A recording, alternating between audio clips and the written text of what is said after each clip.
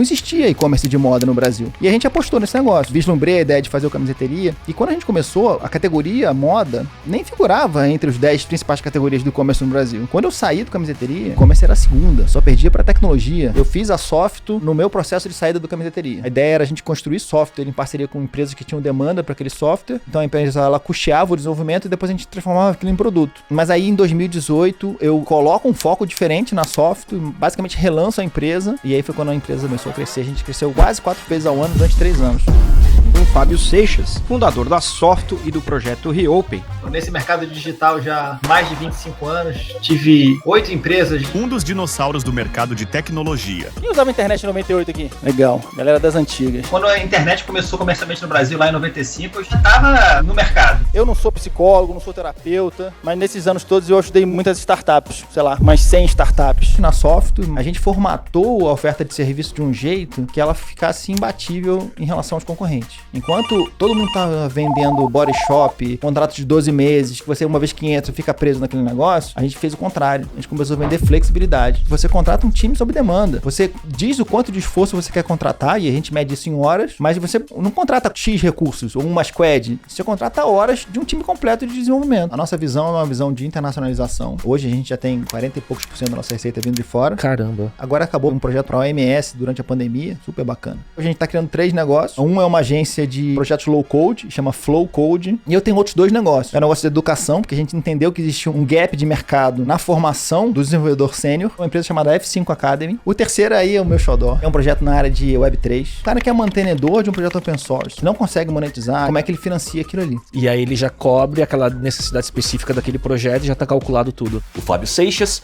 é empreendedor digital serial e, nas palavras dele, um dinossauro da internet brasileira. Ele ficou conhecido como fundador da Camiseteria, e-commerce de moda que fundou em 2005 e liderou por 10 anos. Ele também criou negócios em SaaS e cripto e atualmente lidera a Softo, empresa de tecnologia que desenvolve soluções que vão de apps a sistemas de IA e Web3. Conversamos sobre sua longa trajetória, seus aprendizados, visão de evolução do mercado de tecnologia e muito mais.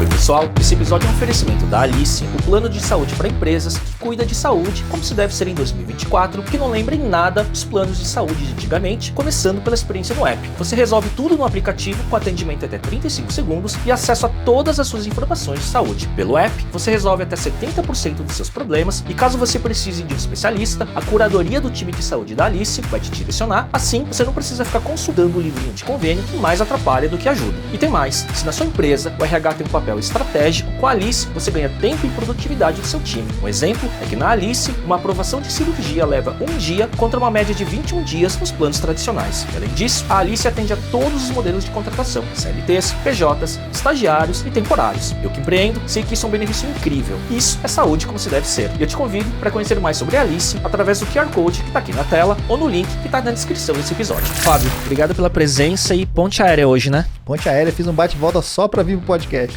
Cara, isso é uma honra. E é curioso porque a gente já se cruzou por alguns momentos em alguns eventos. Você tá no mercado de tech e inovação desde sempre, né? Desde sempre, cara. Até na sua mini bio que você compartilhou, você assume na mini bio um dos dinossauros do mercado de tecnologia. A gente vai explicar o porquê disso, né, ao longo da conversa, né, que talvez para os mais jovens, apesar de que o público não é tão de Gen Z e Millennials aqui, mas você sabe que eu tava puxando pela memória? Sabe a primeira vez que eu te vi pessoalmente? Foi no Epicentro, em 2009. Nossa senhora. Você sabe que eu participei do Epicentro de novo em 2019. O Jordão me chamou justamente porque eu tinha sido um dos primeiros, um dos palestrantes do primeira edição do Epicentro, cara. Exato, e eu lembro porque eu fui, né, e eu conheço, olha que curioso, né, o Jordão, ele era diretor de marketing da Tech Data. Sim. Quando eu conheci ele, e eu era cliente da Tech Data, porque a minha primeira e segunda empresa, a gente trabalhava com hardware, redes e software, a gente era revendedor de canal, né, de hardware e software, né.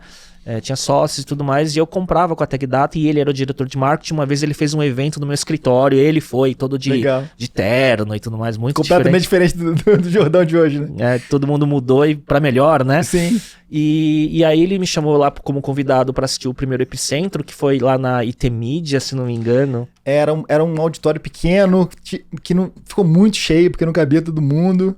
Eu não lembro exatamente qual era a empresa, mas acho que era isso. Exato, era uma empresa, um publisher de mídia, de tecnologia. Isso. E você era um dos caras mais concorridos de se ver a palestra. Você estava no auge da camiseteria. Sim, 2009. Eu tinha lançado camiseteria em 2005. O mercado bombou a partir de 2008. Você pegou a onda, né? Eu peguei a onda. E ele engraçado que eu lembro muito bem, porque esse assunto, né, é o assunto do momento, né? Eu falei de inteligência artificial em 2009 naquela palestra do Epicentro, cara. Mas você falou no intuito de falar o quê? De personalização? Não era nem tanto isso. Era um pouco uma visão de futuro, né? Eu fiz uma palestra mais futurista, né? E eu falava justamente que o futuro da inteligência artificial não era a inteligência artificial tomar conta né? Sobrepor o ser humano, mas que ia ser uma baita de uma parceria. Olha do humano só. com a inteligência artificial. Isso em 2009, cara. Que loucura. Que legal. Não, e eu lembro daquela palestra, eu tava lá, foi um momento, né, do boom das startups, né, da formação do ecossistema. Claro, já tinha tido uma primeira onda, né, do final dos anos 90, as primeiras empresas de tech, né, da Bolha.com. Da Bolha.com, mas aquele momento era onde o ecossistema estava se profissionalizando, né, com investidores e tudo mais, né. E eu estava dando naquela época, eu estava dando algumas palestras em algumas empresas que eram meus clientes, e até em grupos do Vistage, né, que é um grupo de peers, né, de empresários, né, e tudo mais. E um dos slides da minha palestra naquele momento, falando sobre inovação, sempre era uma capa de você. Não sei se era na Exame ou na Info, Exame PME. Exame PME, Sim. Né? Que você era o poster boy daquele momento, né? A gente estava numa fase muito dos usuários começarem a colaborar, né? Antes, a primeira fase a gente só consumia, aí veio a segunda fase onde o internauta, né? Como usava o termo na época. Isso. Começou a colaborar, né? Vieram os blogs, o Twitter nasceu nessa época. E era realmente o Camiseteria, né, que foi a empresa que eu tinha na época, era muito, muito isso, né, de colaboração. Web 2.0, crowdsourcing, né? Exatamente. E para mim, aquilo era muito emblemático, e 2009 foi esse evento, e 2010 eu comecei meu primeiro podcast, que era o Man the Arena com o Miguel. E eu queria muito entrevistar você e nunca casou de dar certo. É verdade. Né?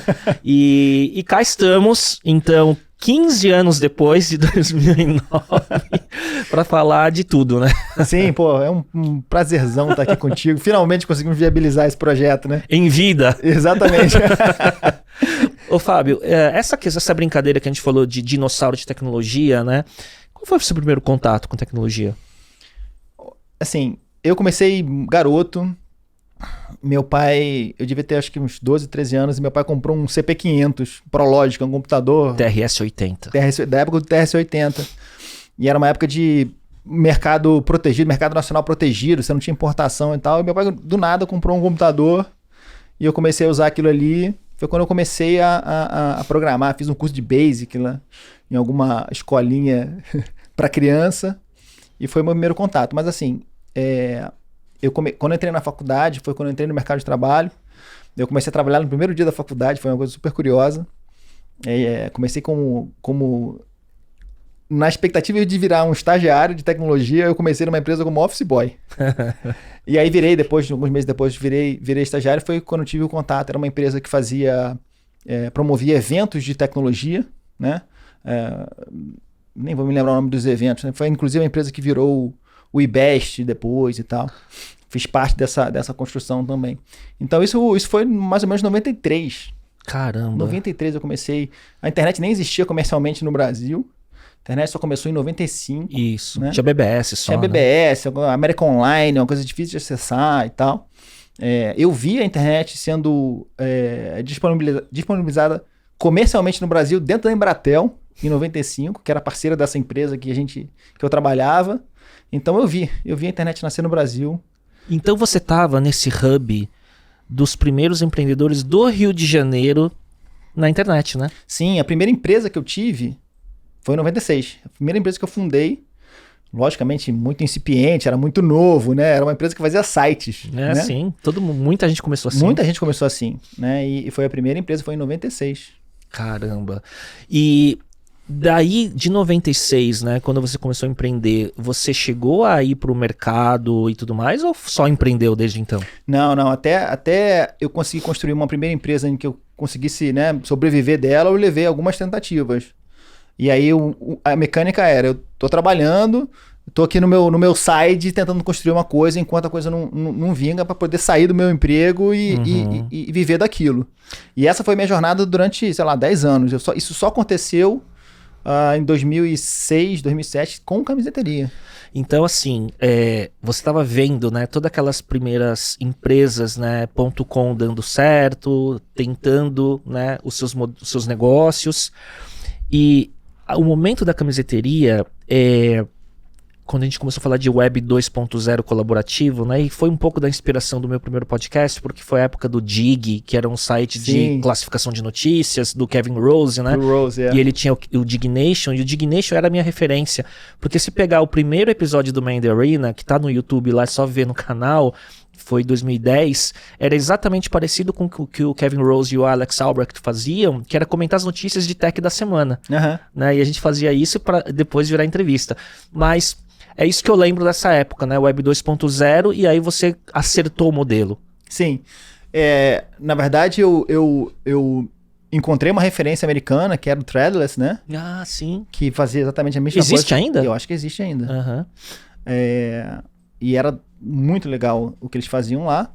E eu lembro que o Rodrigo Davi, que foi meu sócio fundador do Camiseteria lá em 2005, ele me mandou uma mensagem assim: Fábio, dá uma olhada nesse site aqui e vê quanto é que você me cobra para fazer esse sistema. Eu falei, tá bom, vou dar uma olhada aqui. Olhei, eu vi o site e falei, cara, isso aqui é muito legal. Aí eu virei pro Rodrigo e falei, Rodrigo, eu não vou te vender serviço, eu vou ser seu sócio.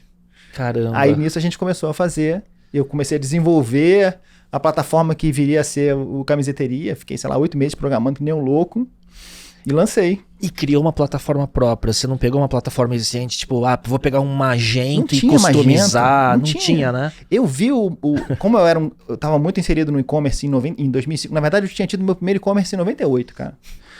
Não deu certo. Como eu tava muito inserido no mundo de e-commerce e era um cara de tecnologia, sempre fui um cara de tecnologia, eu vi o mercado de e-commerce nascer no mundo. Eu acompanhei o desenvolvimento do Magento, como era uma primeira plataforma open source, né? Eu fiquei muito, muito empolgado com aquela iniciativa. Só que eu já tinha minha plataforma. Pronto, já estava vendendo, né? Então eu não tinha opção, eu tinha que desenvolver alguma coisa por conta própria. Até porque a própria plataforma, ela tinha características que nenhuma plataforma de e-commerce ia te entregar. Que não era só de venda. Não era só de venda, tinha toda uma comunidade. A gente fez comunidade lá atrás. Sim. Né? Eram 500 mil pessoas. Caramba. Cara, foi um grande feito. E o que foi, assim, óbvio, né? Tem a parte de tecnologia, desenvolver plataforma e tudo mais, mas o que foram os primeiros acertos, Fábio, para aquele negócio ter dado certo? Tem muito timing envolvido? Tem a questão da moda no Brasil via internet, tá? E tem aquela história dos vendedores de sapato na ilha deserta, sabe essa história? Não. Descobriram uma ilha deserta nova, com uma tribo lá nova, que ninguém conhecia. E aí 2 fabricantes de sapatos mandaram seus vendedores para a loja, para a ilha, né? E um voltou falando, olha, um péssimo mercado lá, ninguém usa sapato. E o outro voltou falando assim, um ótimo mercado lá, ninguém usa sapato. E aí foi um pouco isso que aconteceu, porque quando eu vislumbrei a ideia de fazer o Camiseteria, eu fiz uma pesquisa, e uma das perguntas que a gente fez na pesquisa era o seguinte: você compraria roupa pela internet? E tipo assim, 70% das pessoas falaram que não. Uhum. Não existia e-commerce de moda no Brasil.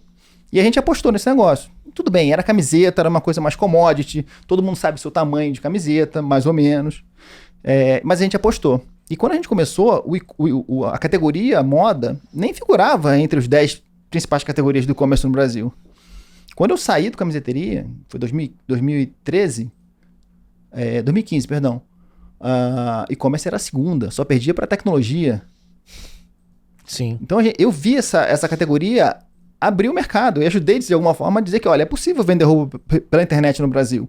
Tinha diversos desafios de meios de pagamento, logística era uma droga, sabe? Vários desafios. uma das grandes vantagens de vender roupa é que ela não quebra, né?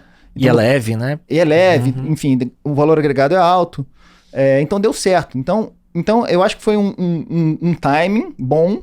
Eu tive outras oportunidades na minha vida em que eu acho que empreendi ou inovei antes do tempo e não deu certo por causa disso.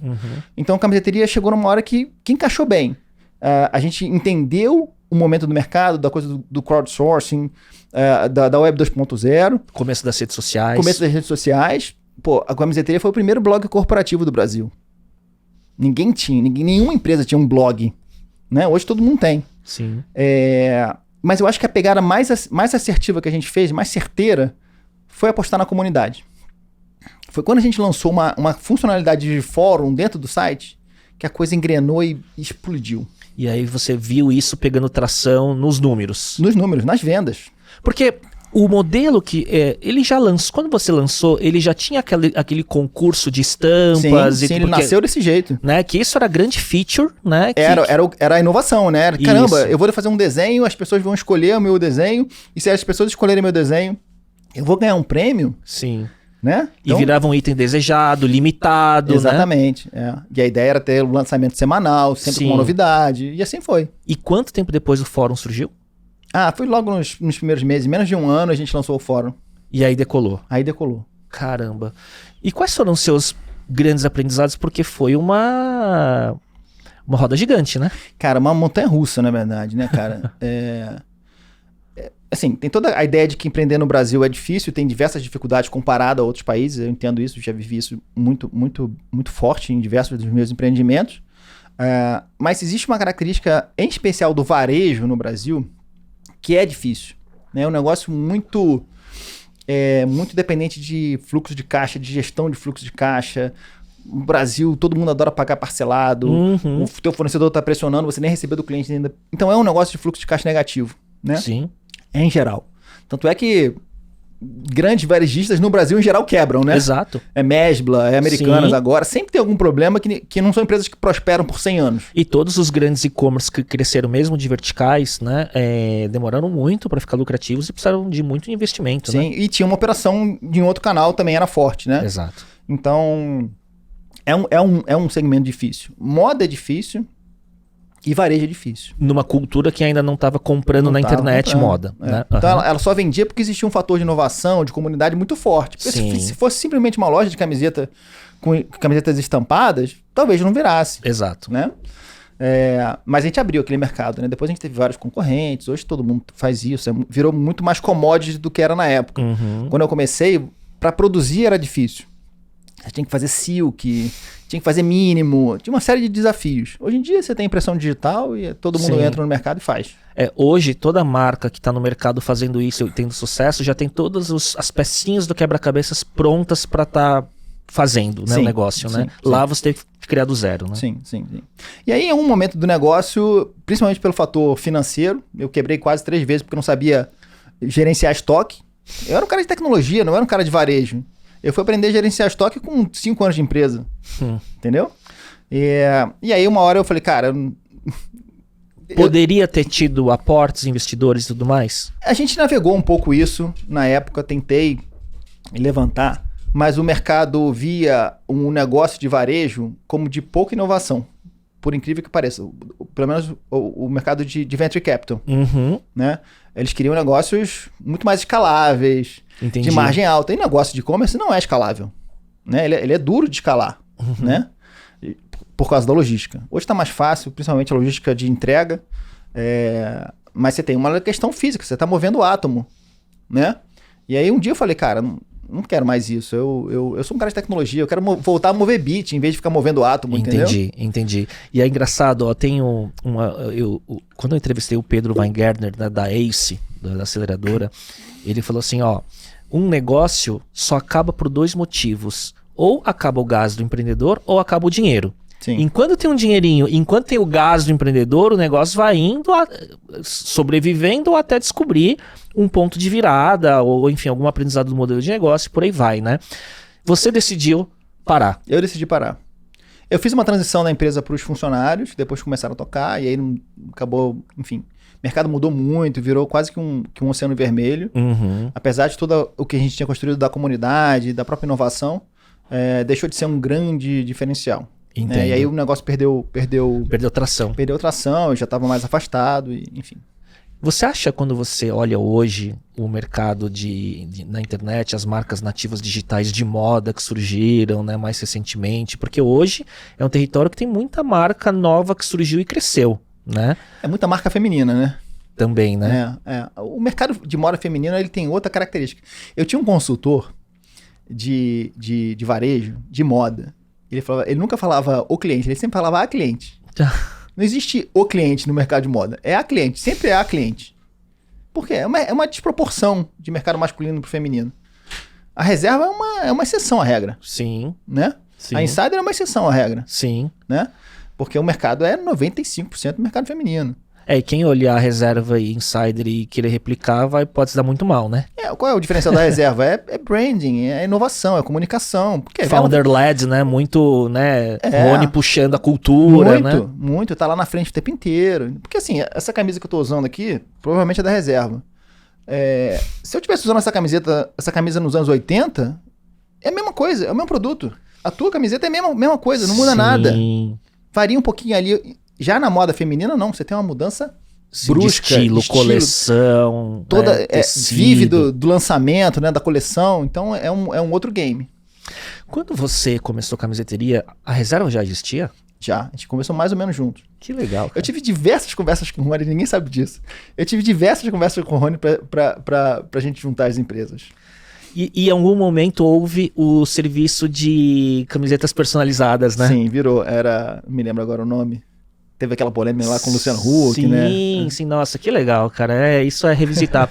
O Rony é uma pessoa muito querida, porque 2011, já com a Incuba, acho que uma das primeiras campanhas que a Reserva fez, que não foi feito in-house, foi com a gente. Ah, legal. A gente fez a campanha de inverno deles. Por exemplo, a Reserva inovou, ela tinha uma agência interna. Isso. Né? Ninguém fazia isso, cara. Cultura e criatividade acho que são os grandes drivers de construção de marca deles e continua até hoje, né? E, enfim, continua hoje, foram adquiridos pelo Grupo Arezzo e tudo mais, e estão voando aí, né? Então. Fábio, e aí, com esses aprendizados, né? O que você quis fazer depois? Assim, obviamente que não era varejo de moda, né? E talvez não e-commerce, né? Mas para que caminho você foi?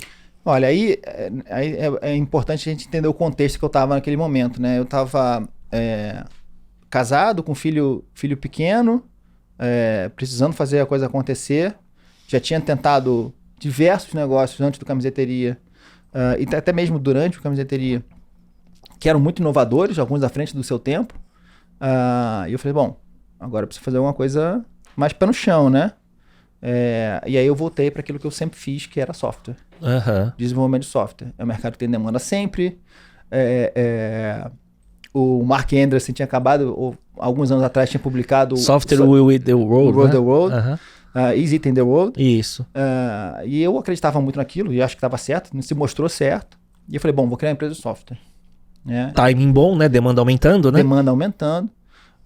E aí foi quando eu criei a Software em 2013. Eu fiz a Software no meu processo de saída do Camiseteria.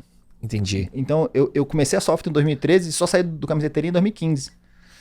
Que legal. Por quê? Porque eu queria, né, fazer uma transição mais suave, queria dar tentar dar uma prosperidade para a Camiseteria, e obviamente também não queria botar um peso financeiro de ter que remunerar os sócios logo no começo do negócio. É um negócio que não tem tanto apelo de captar investimento, é mais bootstrap mesmo, foi o que a gente fez. E assim foi, a gente começou fazendo... A ideia era a gente construir software em parceria com empresas que tinham demanda para aquele software. Então a empresa ela custeava o desenvolvimento e depois a gente transformava aquilo em produto. Legal. E a gente fez isso algumas vezes. Quer dizer, fora do modelo de fábrica de software, que seria o óbvio, né? A gente começou assim. Normalmente as parcerias envolviam que o parceiro iria promover o produto no mercado. A gente ia focar no desenvolvimento. E isso acabou que na maioria das vezes não aconteceu. Então a gente começou aos pouquinhos a transicionar para um modelo mais de prestação de serviço, que a gente sempre fez desde o começo também, mas não era muito foco. E assim foi, a gente foi migrando. Mas a gente era muito pequenininho, era uma empresa de 6, 7 pessoas, né? Sim. E às vezes, sabendo que tipo de projeto é rentável, cobrando um ticket médio, homem-hora, não sei exatamente que modelo, squad, qualquer coisa que você modele, pode ser muito rentável, né? Sim. Né? Mas é um mercado que também é um oceano vermelho. Você tem 400 empresas no Brasil igual a minha. Sim, né? Mas você tinha um track record de um eu nome. Tinha um recorde, exatamente. E acho que aí tem um diferencial. A empresa viveu os primeiros anos, sei lá, 6, 7 anos, muito na base de network. Sim. E network indicação, porque a gente fazia um trabalho legal, o cara indicava. Sim, orgânico total, né? Cara, acho que eu nunca gastei dinheiro com ads nos primeiros 10 anos da empresa. Vou começar a gastar agora. Entendeu? Porque o mercado deu aquela mudada, precisou se adaptar. Sim. E você foi, ao longo da trajetória, né? Ele foi sendo a espinha dorsal até você começar a olhar novos empreendimentos, novos possíveis negócios e tudo mais, mantendo a software no meio, né? Como a plataforma de segurança, né? Exatamente. Eu tenho uma ânsia por inovar muito grande. No meio tempo eu criei 2 negócios. Um foi o Lead Grid. Peguei meu conhecimento de e-commerce e construí um site para geração de lead específico para e-commerce. Foco global. Eu lembro disso. Eu cheguei a ver. Construímos isso para fazer mundo, mas não tracionou. Ficamos 1 ano e meio tentando tracionar. Tiramos o foco disso. Tive minha passagem pelo mundo cripto também, empreendendo. Bastante difícil, assim, no sentido de que é um mercado muito novo, com diversas características diferentes. Muito legal, eu amo cripto, amo blockchain, é um negócio que, enfim, descentralização está na minha ideologia de vida, né? Mas aí em 2018 eu coloco um foco diferente na software, basicamente relanço a empresa. Ela tinha inclusive até outro nome antes disso. Ela relancei a empresa em 2018. E aí foi quando a empresa começou a crescer. A gente cresceu quase 4 vezes ao ano durante 3 anos. Caramba! Foi muito ano puxado. sobre ano. Ano sobre ano. E qual foi essa mudança? Posicionamento comercial. A gente formatou a oferta de serviço de um jeito que ela ficasse imbatível em relação aos concorrentes. Era tirar aquela cabecinha do oceano vermelho. Para o mesmo tipo de cliente. Para o mesmo tipo de cliente. Então a gente construiu uma oferta e obviamente isso demandava um modus operandi completamente diferente, muito baseado na flexibilidade. Enquanto todo mundo está vendendo body shop, contrato de 12 meses, que você uma vez que entra fica preso naquele negócio, a gente fez o contrário. A gente começou a vender flexibilidade. Então hoje a gente tem um serviço que a gente chama de Dev Team as a Service, que é justamente isso. Você contrata um time sob demanda, né? Você diz o quanto de esforço você quer contratar e a gente mede isso em horas. Mas você não contrata X recursos ou uma squad, você contrata horas de um time completo de desenvolvimento. E o cara não fica preso num contrato que ele tem que ficar durante 1 ano e tal. Eu dou a flexibilidade para ele mudar a quantidade de esforço contratado mês a mês. Isso traz muita flexibilidade pro cliente. Ele fica muito mais seguro e consegue manejar muito melhor o investimento dele. E aí você, apesar de ser o mesmo cliente, você amplia o horizonte de ter necessariamente só projetos mais longos e ter projetos onde você tem que suprir uma demanda específica. Às vezes muito rápida, preciso resolver um problema que vai durar 2 semanas e eu consigo atender. Um sprint de 2 semanas para uma feature ou para um problema específico. Sim. E você consegue atender a demanda. Sim. Só que isso traz uma complexidade do depara, né? Você tem esse modelo de negócio, só que como você consegue ter o inventário de profissionais para conseguir atender, né? Aí entra a azeitona da empada, né? A gente começou a usar, todo mundo falando de métodos ágeis, Scrum, Kanban e tudo mais. E eu e meu sócio, a gente foi, cara, tá bom, a gente quer fazer essa oferta, como é que a gente resolve isso operacionalmente, né? Como que entrega? Como é que entrega? E aí a gente foi pesquisar o mercado e descobriu uma metodologia que tinha sido criada por uma empresa uns 2 anos antes, era um negócio super novo, chamado Fluxo Unificado. O Fluxo Unificado é um negócio muito legal. Ele não é para qualquer tipo de operação. Ele é muito aplicável para situações onde você tem uma variabilidade de contextos muito grande, né? Times de tamanhos diferentes, empresas de setores diferentes, como é que você atende esse tipo de coisa, projetos completamente diferentes. Mas foi o fluxo unificado que permitiu que a gente conseguisse fazer o operacional funcionar. E o fluxo unificado é o seguinte, você bota num fluxo de trabalho, num time, numa squad, 10, 12 pessoas, que cobre todas as habilidades que um projeto de software demanda. Tá. E você coloca dentro daquele fluxo 3, 4 projetos que têm alguma similaridade de clientes diferentes, que obviamente não tem concorrência. Então, normalmente, a característica comum era a stack. Projetos de JavaScript, projetos de .NET. Então, aquele time era capaz de atender todo mundo daquele time, conhecia todos os 3, 4 projetos e conseguia navegar entre eles com muito mais flexibilidade. Entendo. E aí, esse balanceamento de horas por projeto e por demanda, ele, por ser um fluxo unificado, tem uma fila Sim. que eles vão atendendo como se fosse uma esteirinha. E essa fila, ela vem de vários projetos, não de um projeto só. Entendo. Então ele vai fazer um bloquinho desse projeto, depois ele vai, e aí vai construindo a entrega dessa demanda específica. Sim, exatamente. Eu tô falando isso porque eu tô fazendo uma analogia, tentando conectar, porque, por exemplo, né, eu tenho uma agência, né, de marketing digital, né, e de inovação, que tem umas características específicas que nos diferenciam também, mas esse é o grande desafio. Como que você faz uma gestão de demandas de projetos tão diferentes entre si? Mas você tem que ter algum critério de eu entendo, de normalização. Exatamente. No nosso caso, normalmente é a stack, né? A tecnologia, a linguagem de programação, etc. Isso também funciona para uma agência, mas talvez a critério de similaridade seja o segmento das empresas, alguma coisa nesse sentido. Então você tem que fazer muito essa arbitragem de... A partir do momento que você tem esse time multidisciplinar, que tem essa similaridade de demanda e você monta esse fluxo contínuo para X clientes, o ponto é deixar numa taxa de ocupação... Sim. Porque é aí que é a tua rentabilidade. E aí o que acontece? Você também pode, de alguma forma, por exemplo, o fluxo de JavaScript, que é a linguagem que a gente mais usa, Node. Eu tenho 3, 4 fluxos simultâneos, né? Então, se um fluxo diminui a demanda, eu posso mover o cara para outro fluxo. Você muda ele de esteira. Eu mudo ele de esteira. Entendi. E essa é a inteligência do negócio, você acha? Operacionalmente é.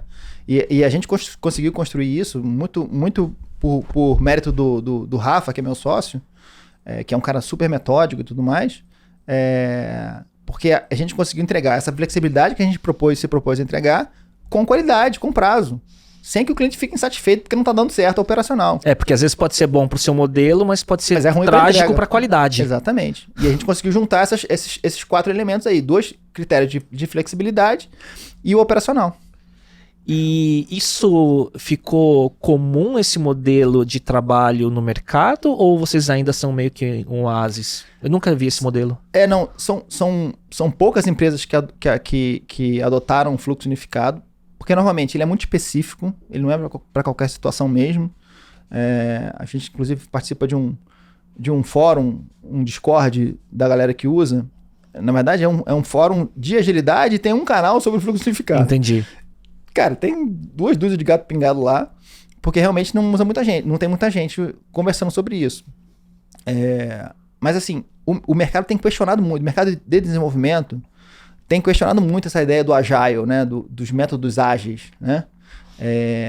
Inclusive tem gente que fala assim, cara, tem gente voltando pro waterfall, né, que é aquele modelo bem antigo, porque o agile criou uma expectativa muito grande e não entregou em muitos casos, né?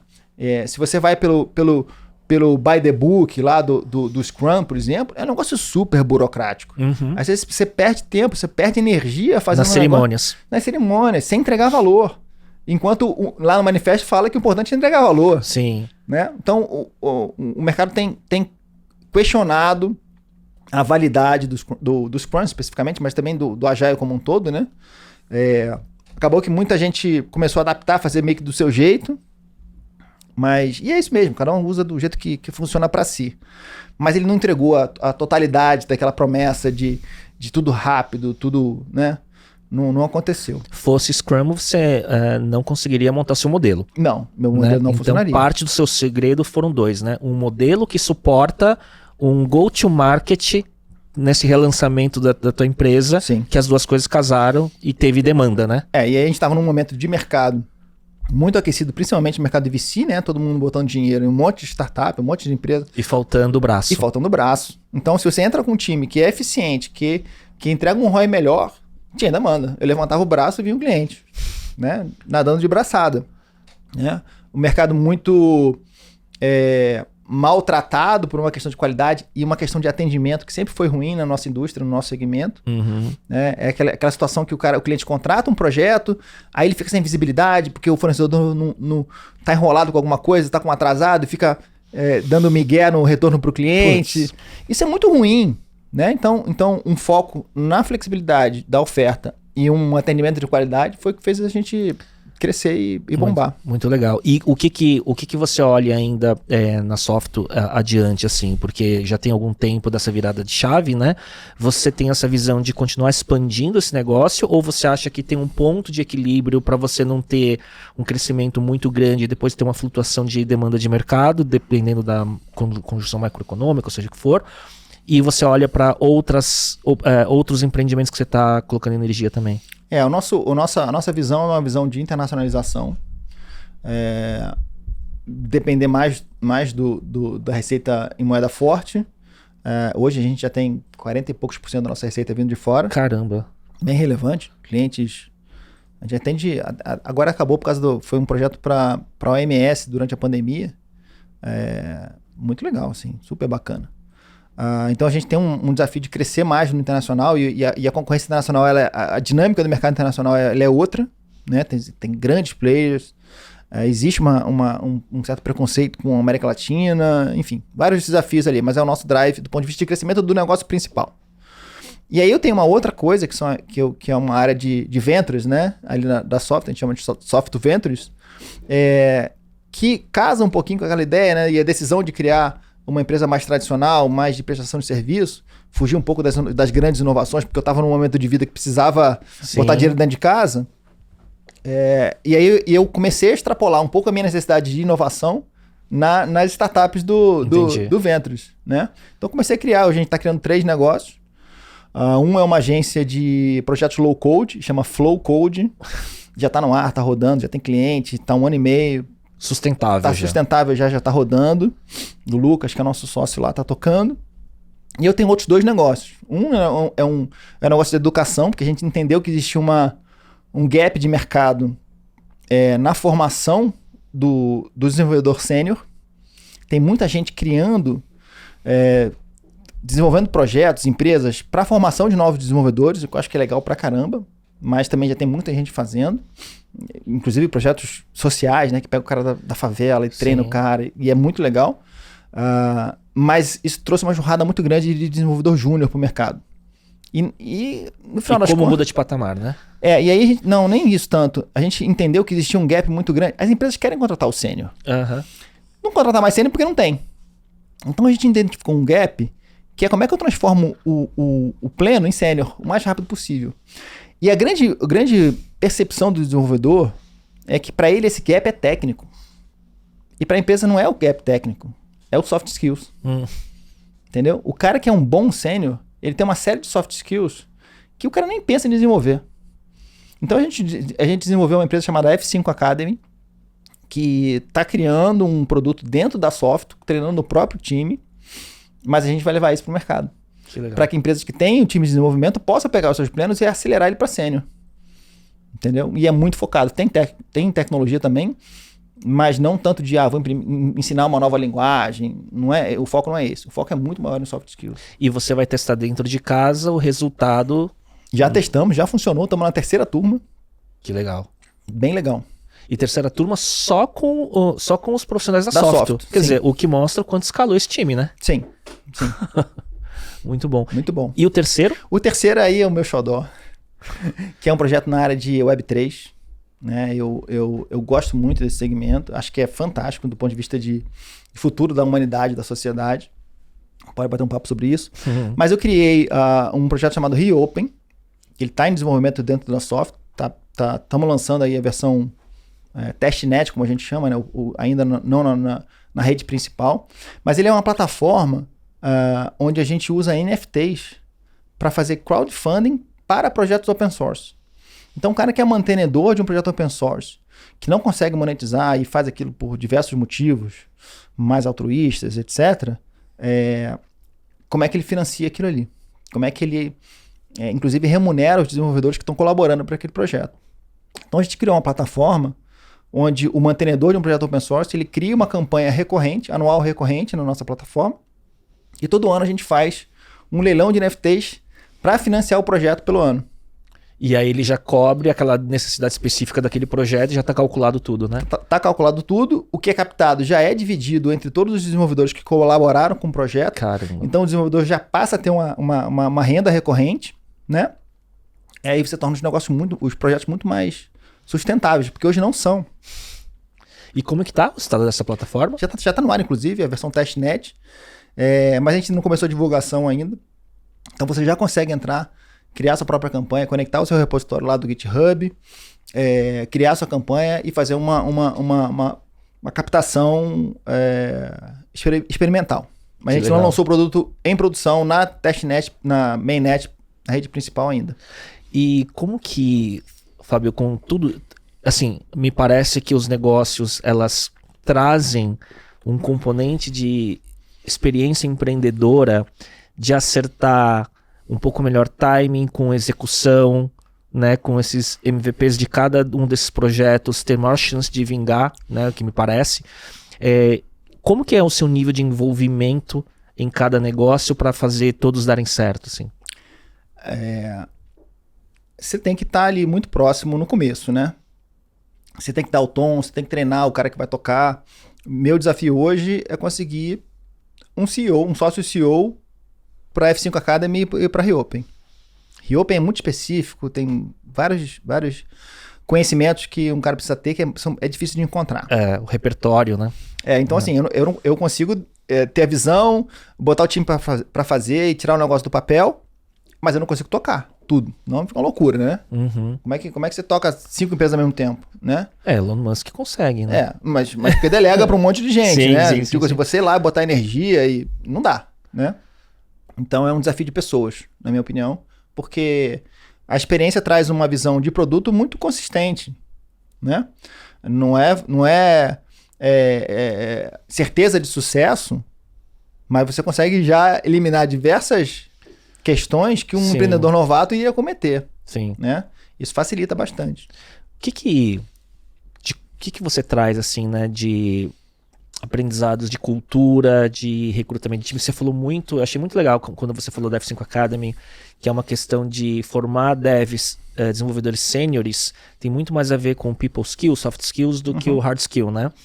E eu acho que isso é um grande aprendizado quando a gente vai empreendendo ao longo da vida, a gente vai dando cada vez mais valor à cultura, no sentido de que valores que a gente quer nas pessoas que a gente traz e recrutar para o nosso time, que é isso que muitas vezes é o grande determinante do sucesso da empresa, né? Uhum. O que você traz na Softo de aprendizados de empreendimentos anteriores, assim? Olha, eu criei a Softo com um princípio de que eu queria fazer uma empresa que fosse uma empresa que eu gostaria de contratar como cliente ou que eu gostaria de trabalhar como funcionário. Isso me deu uma base de valores mesmo, do que eu acho que é uma empresa saudável, não só do ponto de vista de geração de caixa, mas também do ponto de vista de lugar legal para trabalhar, o cliente gosta dessa empresa e vai indicar. Então eu construí esses valores e eles são valores muito centrados nas pessoas, né? Eu entendi ao longo dos anos com a Softo que o nosso propósito era gerar prosperidade. A gente entende que software bem desenvolvido, que agrega valor, é uma ferramenta de geração de prosperidade. Uhum. Gera prosperidade no sentido de que dá lucro e a gente divide isso com o time e os stakeholders, obviamente, mas gera prosperidade também quando o usuário do meu cliente consegue fazer uma coisa melhor, mais rápido, mais legal, enfim. Né? Então isso é prosperidade. Prosperidade não é só botar dinheiro no bolso, é você ter qualidade de vida, desenvolvimento pessoal, economizar tempo, né? Felicidade, etc. Né? Então tudo é muito centrado nas pessoas. Então o foco no desenvolvimento das pessoas é enorme. A F5 nasceu por causa dessa visão. Então assim, a gente vai tomando as decisões baseadas nesses valores construídos que permitem oportunidade de inovação. A F5 nasceu desse jeito, né? Quem trabalha na Softo ama trabalhar na Softo. Por quê? Porque a gente dá a oportunidade do cara se desenvolver. Quando eu falo do cara se desenvolver, ele aprender com um monte de gente fera, mas também ele aprender um monte de soft skills que ele precisa para de fato evoluir. E aí a gente fala de educação financeira dentro da Softo. E isso tem muito de bater o bumbo dos fundadores, né, Fábio? Porque implementar cultura focado nas pessoas e que depois isso vai trazer essa sustentabilidade e longevidade do negócio, de novo, também para mim, pelo menos, tem sido cada vez mais o aprendizado, né? No investimento da cultura e nas pessoas e na capacitação e por aí vai, né? A questão cultura, no nosso segmento, ele é diferencial de mercado, né? É muito comum as empresas de tecnologia terem uma rotatividade muito grande porque são empresas tóxicas que são ruins para a pessoa trabalhar. E eu nunca quis isso. Eu nunca quis construir... Obviamente, acho que nenhum empreendedor faz isso deliberadamente, né? Acaba sendo uma consequência de uma outra postura, de alguns outros valores, de um crescimento acelerado, de você não se preocupar tanto com as pessoas, né? Então, apesar de eu ter visto durante alguns anos um crescimento fantástico, se eu tiver que escolher entre crescer muito rápido e abandonar as pessoas, ou crescer mais devagar e continuar cuidando das pessoas, eu vou preferir o caminho de crescer mais devagar. Muito legal. E hoje, assim, o que são, assim, eu sou muito curioso com isso, né? Quais são os principais rituais, assim, de cultura de vocês, assim? A gente tem, bimestralmente, uma reunião. A gente trabalha remoto, né? O que traz uma série de desafios de como construir cultura. Tem uma galera no mercado que fala que remoto não funciona, cultura no remoto não funciona. Não funciona porque não conhece as ferramentas certas. Porque se tiver as ferramentas certas, funciona. E eu sou a prova disso. Então a gente tem uma reunião que a gente chama de CEO Talk, que é uma reunião aberta com o time inteiro. E é porrada. Tipo assim, fala o que você quiser, pergunta o que você quiser. Acaba se estendendo também para o outro sócio. Então essa abertura que a gente dá, essa lição eu aprendi no Camiseteria. No Camiseteria eu tinha uma cerimônia, a gente era presencial naquela época. Eu chamava de defrag. Era uma reunião de defragmentação. Sim. E numa reunião... Defrag, só quem sabe de HD físico sabe o que exatamente. É, né? E a gente fazia aquilo mensalmente, uma reunião com todo mundo, de lavar roupa suja mesmo. E era fantástico, todo mundo falava e tudo mais. Mas eu lembro de uma reunião em específico, que eu entrei na reunião e falei, galera, hoje vai ser diferente. Hoje eu vou abrir aqui a reunião e vou embora, vou pra casa. E vocês vão ter o objetivo de falar o que vocês quiserem de mim. Vocês vão me trazer todas as questões que vocês acham que eu sou falho. E fui embora. Pra dar espaço para eles poderem falar à vontade. Sim, sem desconforto. E aí eu deixei uma coisa meio anônima, onde as pessoas podiam colocar as questões sem se identificar. E no dia seguinte a gente fez uma outra reunião. Pra ver as questões. Cara, todo mundo se identificou. Fábio, acho que você é isso. Então isso nasceu lá, essa ideia de ter um espaço onde não existe barreira, onde o cara tem uma segurança psicológica para fazer uma crítica legal pro CEO, cara. O cara que paga o salário dele, entendeu? Que ele pode sim falar um negócio duro para mim e ele vai ser bem recebido. Não é qualquer pessoa que consegue receber isso de uma pessoa do time, né? Tentando colocar aqui numa coisa mais pejorativa. E eu não vejo dessa forma. Eu sou uma peça na engrenagem de uma máquina tão importante quanto qualquer um que tá ali. E, né? se essa peça da engrenagem que é o CEO não tiver no seu melhor para fazer essa engrenagem rodar bem... vai dar tudo errado. Assim Exato. Como se eu tiver um líder de um time que não tá funcionando bem, também vai dar errado. Sim. Né? Então, quebrar essa barreira de distância do time com o CEO é extremamente importante. E pra gente foi um dos valores que a gente desenvolveu. Então a gente tem essa reunião, é uma delas, né? Dos espaços que a gente tem. A gente tem uma questão de feedback muito forte também, onde a gente dá feedback, recebe feedback também. Diversas das inovações que a gente fez dentro da software nasceram nos feedbacks dos funcionários. Mas a gente, em toda reunião, a gente repete essa ideia de que, cara, a gente está acessível. Quando você quiser falar sobre qualquer coisa, pode chamar. E não criar uma distância. É tirar as barreiras, né? E isso é legal no home office, porque no espaço presencial, você tem as barreiras físicas. A porta da sala, a divisória do cubículo. No home office você não tem isso. Quer dizer, tem uma boa interpretação de que o presencial ele pode ser mais separador do que o... dependendo de como você trabalha, né? O escritório, ele tem a coisa do small talk, que é muito legal. Não vou negar, né? O water cooler, né? Sim. Encontrando um bebedouro, trocar um papo. Essa coisa da serendipidade, isso tem valor muito bom. Sim. Tá? Mas você também consegue criar mecanismos na tua operação home office ou remota, né? Que propiciam isso também, né? Então, assim, são coisas que a gente vai construindo para permitir que a cultura floresça. Mas, no final das contas, é muito do que os líderes falam. Sim. Né? O que você bota para fora e o que você faz, né? Se você fala uma coisa e faz outra, também você passa um sinal que é horrível. Então, você tem que estar alinhado. E eu tenho uma preocupação muito grande em fazer isso, inclusive até em desenvolver o meu sócio nesse sentido, porque ele não é tão empreendedor quanto eu, tem uma história muito de empreendedorismo menor do que a minha. Então eu também trago esse desenvolvimento dele. E essa pegada de sabe, cuidar das pessoas, seja ele o meu sócio, seja ele o Juninho que está trabalhando num negócio novo, entendeu? Você acha que, eu tenho uma curiosidade sobre isso, quais são os comportamentos, ferramentas, quando você falou de trabalho remoto e falou de uma forma muito enfática, né, de quem fala que não funciona é porque às vezes não sabe como fazer, né? O que são os pontos-chave para vocês conseguirem trabalhar bem no remoto? Tem muito a ver com cultura de comunicação assíncrona, uso correto de ferramentas específicas, como um lugar para comunicação, um lugar de repositório, um lugar de gerenciamento de tarefas e projetos, como que é isso? Flexibilidade de horário. Primeira coisa, né? Se você tenta imprimir no remoto uma ferramenta de presencial, dá ruim. De gestão de ponto. Né?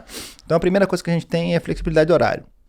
A gente não faz controle, pelo menos do time de operações, a gente não faz um controle por produtividade, entrega, né, resultado. A gente faz controle de horas mesmo, até porque é o que eu vendo para o meu cliente. Sim. Mas o cara faz o horário dele. Sim. Entendeu? Então, uma das cerimônias que a gente tem lá todo mundo no nosso canal do Slack, no canal principal lá, tem que dar bom dia. É importante saber, existem outras pessoas aqui interagindo comigo todo dia. E é uma cerimônia que a gente construiu. Super simples, você chega, aquilo marca para ele próprio que agora eu comecei a trabalhar. Tô aqui na minha casa, não sei, mas eu comecei a trabalhar. Né? Então, bom dia. As dia. pessoas também, não é só olhar, eu uso muito Slack também no meu negócio, então você tem que ficar só consultando o status da pessoa, né? Eu não sei status de ninguém, não fico olhando isso. E aí o que acontece, né? Como a pessoa tem um horário flexível, ela pode fazer o horário. Hoje mesmo, a minha gerente de RH lá começou a trabalhar de tarde e mandou um boa tarde. Então a gente constrói um ambiente onde a pessoa pode mandar um boa tarde e ela não vai ser mal vista por isso. Sim. Eu não trabalhei de manhã, ok. Tudo Sim. bem. Né? Tá entregando o que você tá precisando entregar, tá cumprindo as horas que a gente contratou, legal, faz o teu horário. Então esse é um primeiro fator. Acaba que você tem uma necessidade de ter mais ou menos o pessoal mais ou menos no horário comercial, mais ou menos junto.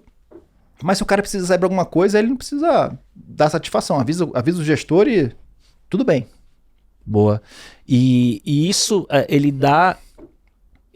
na verdade, assim, a comunicação cria confiança também, né? Total. Porque um ponto que eu passei dificuldade num determinado momento da pandemia, onde antes eu trabalhava presencial e na pandemia começou remoto, e quando eu comecei a ter que recrutar pessoas no remoto, eu comecei a não ver certas características que depois se provaram que era um problema, que ter pessoas que não tinham uma comunicação muito clara no trabalho remoto e depois você não conseguia metrificar o que a pessoa estava fazendo, entregando, e depois você poderia descobrir que a pessoa estava com mais de uma demanda ao mesmo tempo.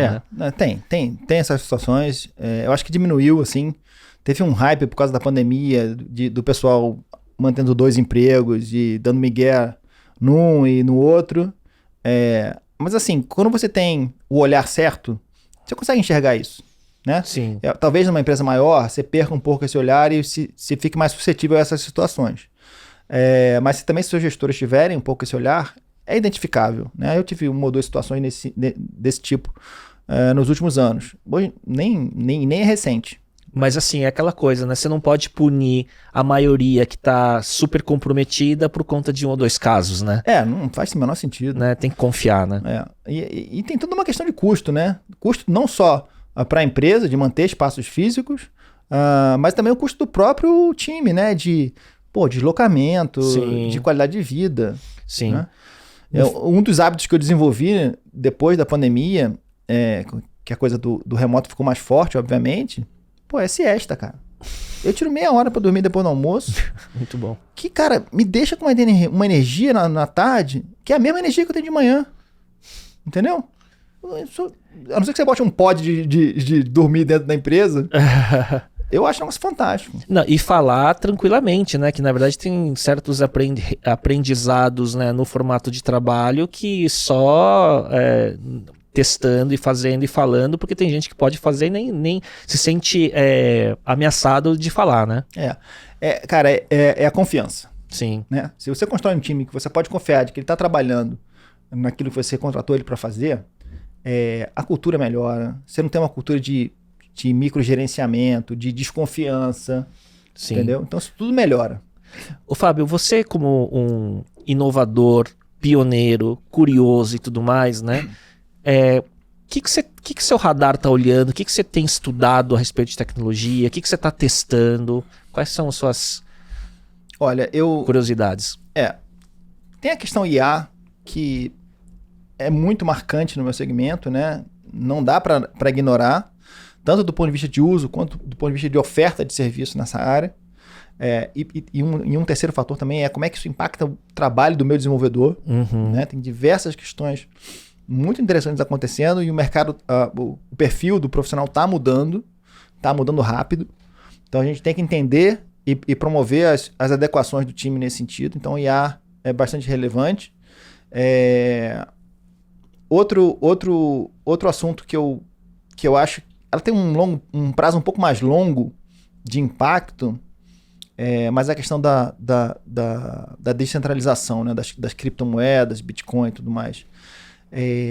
Eu estudo esse assunto há muitos anos, e quando você começa a encaixar certas peças do ponto de vista da sociedade, eu acho que o impacto vai ser gigante. Eu gosto de dizer que a IA ela tem um impacto muito grande num curto período de tempo. Já está acontecendo nos últimos 2 anos, o impacto da IA foi enorme.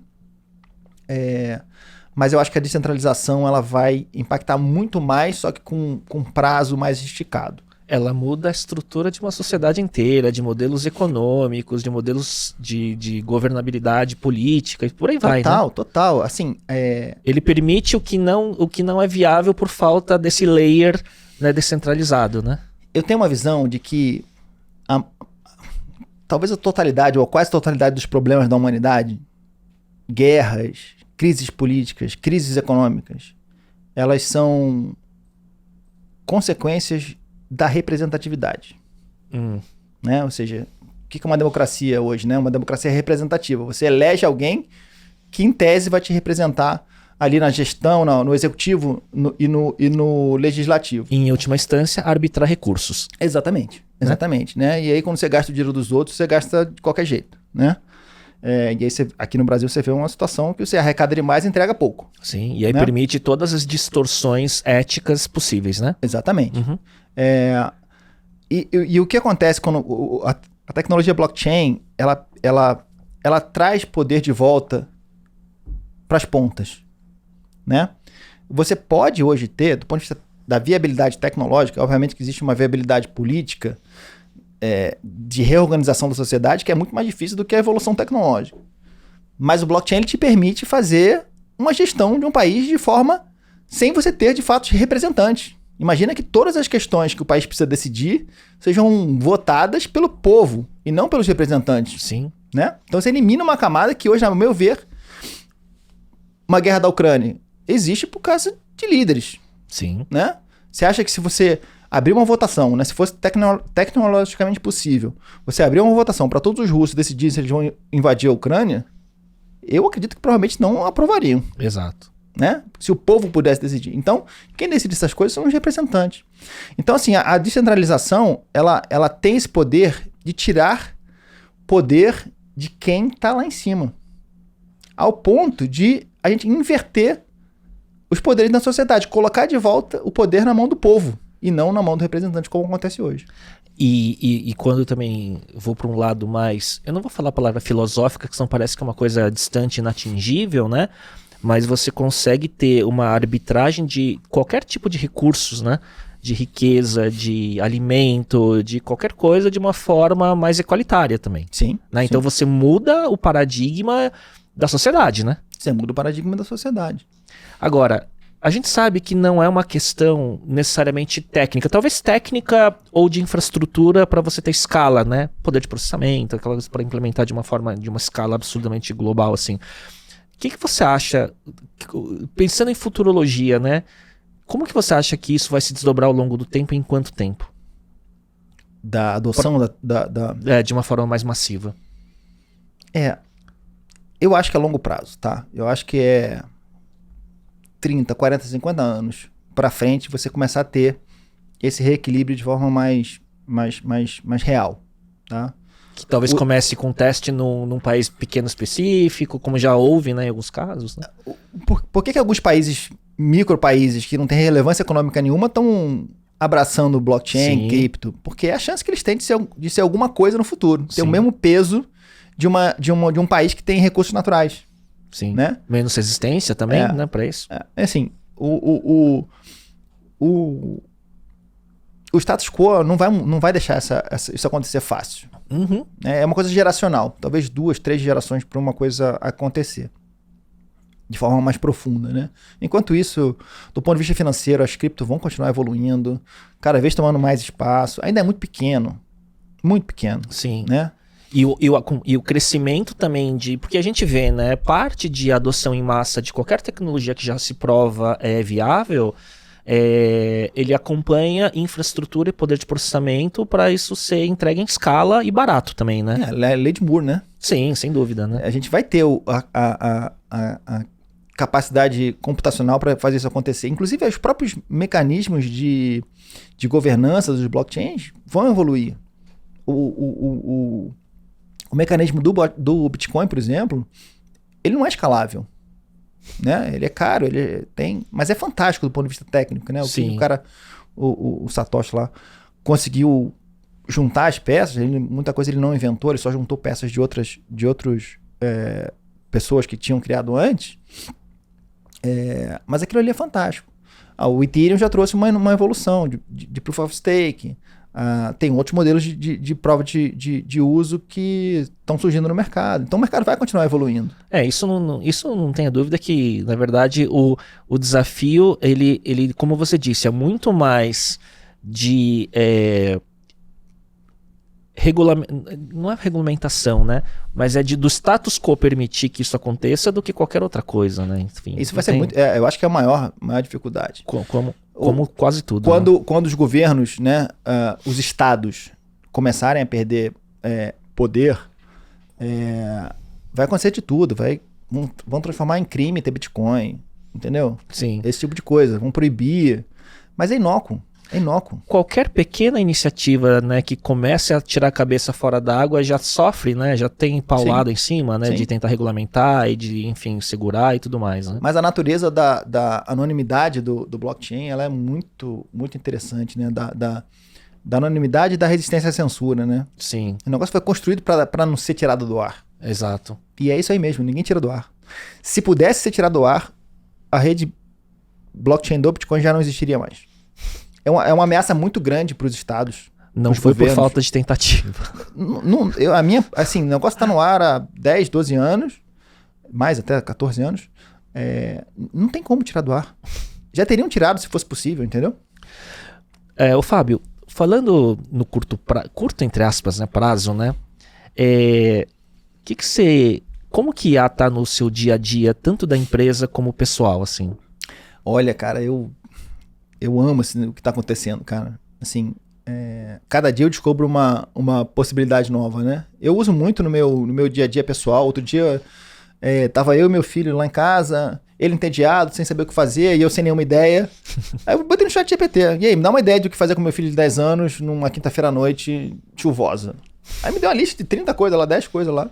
A gente escolheu um jogo e foi brincar. Então, assim, é uma agregação de valor numa coisa tão trivial quanto o que eu vou brincar com meu filho, que é fantástico. PS, o pai está com preguiça, tem que ser alguma coisa sentada no sofá, né? Exatamente, a gente pode chegar nesse nível, né? Então eu uso pra tudo, cara. Tem um segmento específico que tem sido minha atenção maior na empresa, e eu acho que é um impacto muito no nível profissional das pessoas, que são os agentes autônomos. Uhum. Os times de agentes autônomos, né? Multi-agents. Isso é fantástico. Cara. Eu já devo ter uns 10 ou 12 times de agentes rodando na software para atividades específicas. Caramba. E assim, e que já trouxe resultado Sim. e tudo mais. Boa parte do conteúdo que você vê nas nossas redes sociais já tem um dedo de construção, de criação via IA. E baixíssima resistência interna, né? A adoção, né? No grupo de desenvolvedores, eu acho que ainda existe uma resistência, porque eu acho que alguns ainda veem como assim, cara, esse troço pode me substituir. Exato. Vou boicotar. Tá? Mas aí entra aquela visão lá do Epicentro de 2009, em que eu sempre achei que a IA ia ser uma puta parceria da pessoa com a máquina. Então, o desenvolvedor que entender isso, ele vai brilhar. Ele vai não só se manter no mercado, como ele vai brilhar. A oportunidade que ele tem agora de brilhar usando isso é fantástico. O momento agora é de quem usa melhor vai ter maior valor porque vai ter mais produtividade, mais assertividade, né? Uma pessoa vai produzir por várias, né? Óbvio, eu não estou querendo dizer que o valor tá só nisso, né? Mas o momento do mercado é esse, né? Eu vejo no meu negócio também, só que principalmente do lado das pessoas ligadas à criatividade. Sim. Né? Que pensam a mesma coisa. Então, a grande educação agora é da conscientização do copiloto, né? De você trabalhar duplando com IA para você conseguir seus melhores resultados e você vai focar no seu melhor e não no braçal do seu trabalho. Né? E você vê que aquela ideia de que a IA vai eliminar um monte de emprego, e eu acho que em algumas coisas vai de fato haver uma mudança, né? Um shift de demanda. Mas se você pegar o profissional mais baseado no conhecimento, né, que eu acho que é o desenvolvedor, uma vez que a IA transforma um cara mais produtivo do que ele abre possibilidade para que quem demanda software hoje, por exemplo, na grande maioria são as empresas, possam fazer muito mais coisas do que conseguiu fazer antes. Sim. Porque hoje o limite do que uma empresa consegue fazer com software é o limite do investimento que ela pode fazer. Né? Sim. Então, se você pega uma coisa que custa 100 mil e você faz um app para o celular, e amanhã, com uma produtividade maior, com um desenvolvedor trabalhando com IA, você pega os mesmos 6 mil e faz 3 aplicativos, 4 aplicativos, 10 aplicativos, as empresas vão fazer 10 aplicativos. Exato. Entendeu? Então, assim, a oferta que existe hoje de mão de obra, ela vai continuar sendo atendida porque a demanda vai aumentar. Vai destravar um problema por escassez de recurso. De recurso, sim. Né? Seja financeiro ou de pessoas, sim, né? Sim. E eu acho que você deve pensar também o quanto a escalabilidade, o poder de escalabilidade do seu negócio, ele começa a não depender mais do aumento só de headcount, né? Sim. Né? Você começa a aumentar a produtividade da mesma base de time, né? E a gente falou você perguntou quais foram as coisas que eu acho que vai, né, as tendências, né? Então a gente falou de IA, falou de descentralização, mas aí entra uma terceira coisa que é o low code, né? As ferramentas estão evoluindo de uma tal forma, hoje ainda é muito limitado o que você consegue fazer de fato com uma ferramenta de low code, mas para diversas coisas que você não precisa de um apreço tão grande, por exemplo, como interface, para uma solução interna, para melhorar um aspecto do teu trabalho, você entra lá em um dia, faz uma aplicação sozinho, isso tem um impacto, né? Tem uma questão a ser olhada ali, né? Tanto do ponto de vista de como é que as empresas aproveitam essa tecnologia para gerar valor e digitalizar mais processos, quanto dessa questão da substituição do desenvolvedor. Né? Ou liberação do desenvolvedor para fazer coisas mais produtivas, mais complexas, etc. E quando você olha na tua empresa interna, né, que é a Flow Code, né? Flow Code, sim. De low code, né?